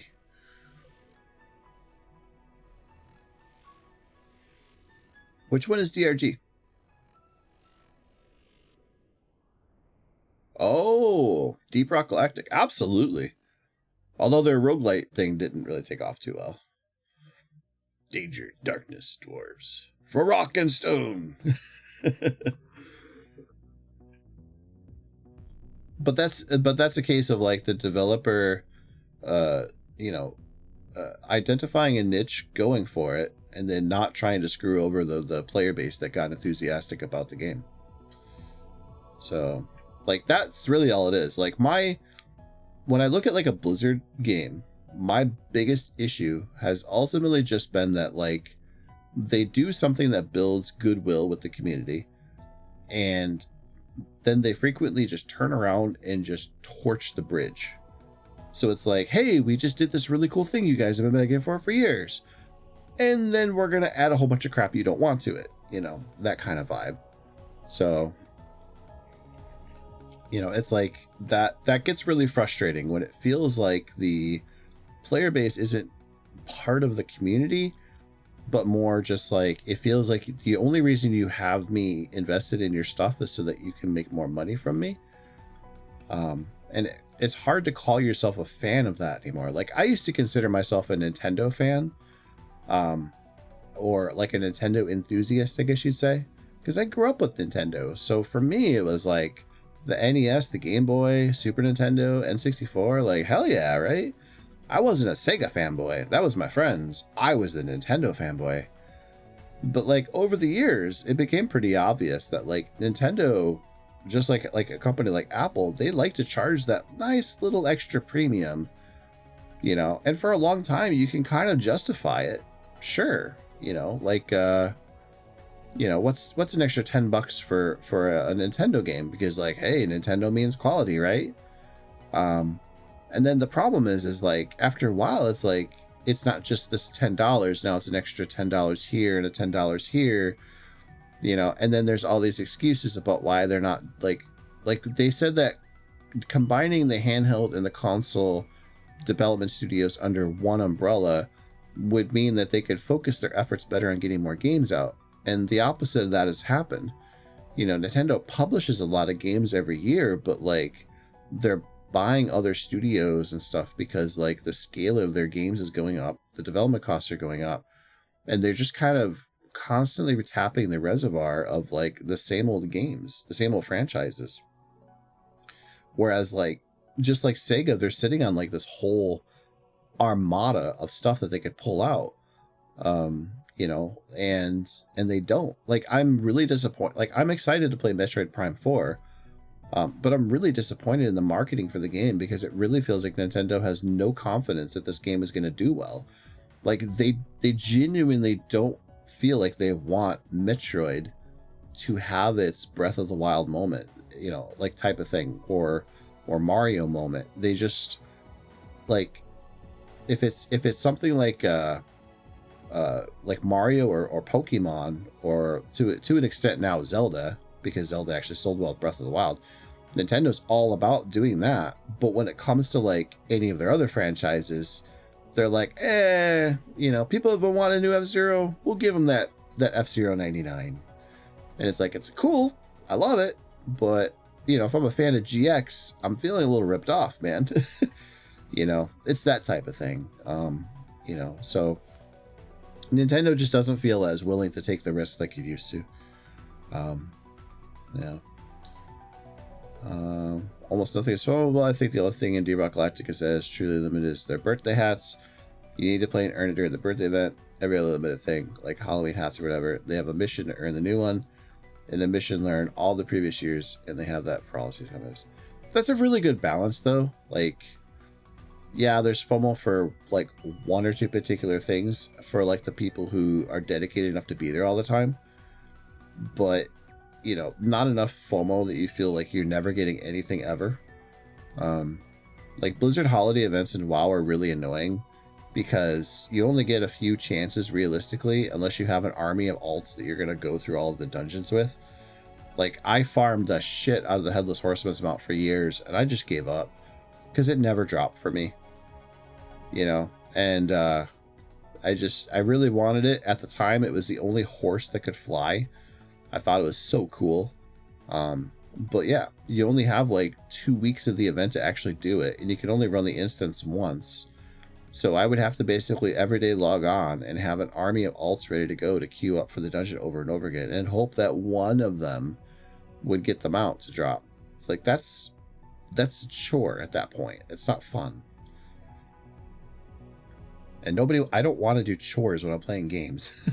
Or at least I don't want to feel like I'm doing chores when I'm doing games. So, yeah. Like, if I wanted a chore when I'm doing a game, I will buy Farming Simulator, or Bus Driver Simulator, or Lawn Mowing Simulator. Or Goat Simulator. Wait, that's not a sim. I'd like to do that throughout the year when I can. Exactly. Earn it at your own time and pace. You know, some people place a lot of value on prestige rewards. You know, you'll see a lot of people be like, I want to be able to see the things that other people have earned because I will respect them more if they've earned that. There's that kind of vibe. But I think for a lot of players, they don't really give a shit about what other people have achieved. They just want it for themselves. And you know what? I'm okay with that. Life's short. You know, I've earned a lot of stuff in all the games I've ever played. Pretty damn exclusive stuff in some cases. I would not give 2 licks if that stuff was available to other players whenever they wanted to get it. You know, personal achievements are personal. I worked for it. I earned it. If somebody else does that too, let them do that. Lock it up so they can never get that chance unless they were there. I don't know how comfortable I am with that.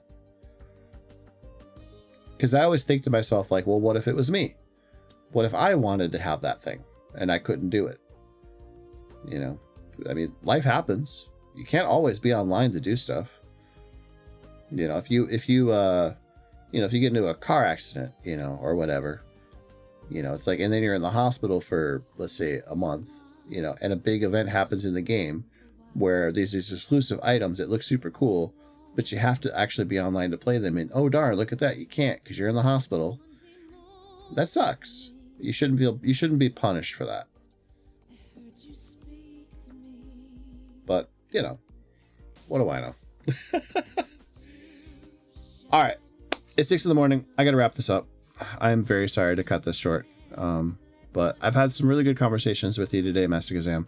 Thank you very much for tuning in, and as well for Hiroshin, Dark Nova VT, all of you guys. I'm always really happy when you guys pop in and say hi. So yeah, I'm gonna try to do these more often. These are fun. You know, I've been so hyper focused on like narrative games and all that kind of stuff. You know, like I said at the beginning of the stream, I'm looking to branch out more.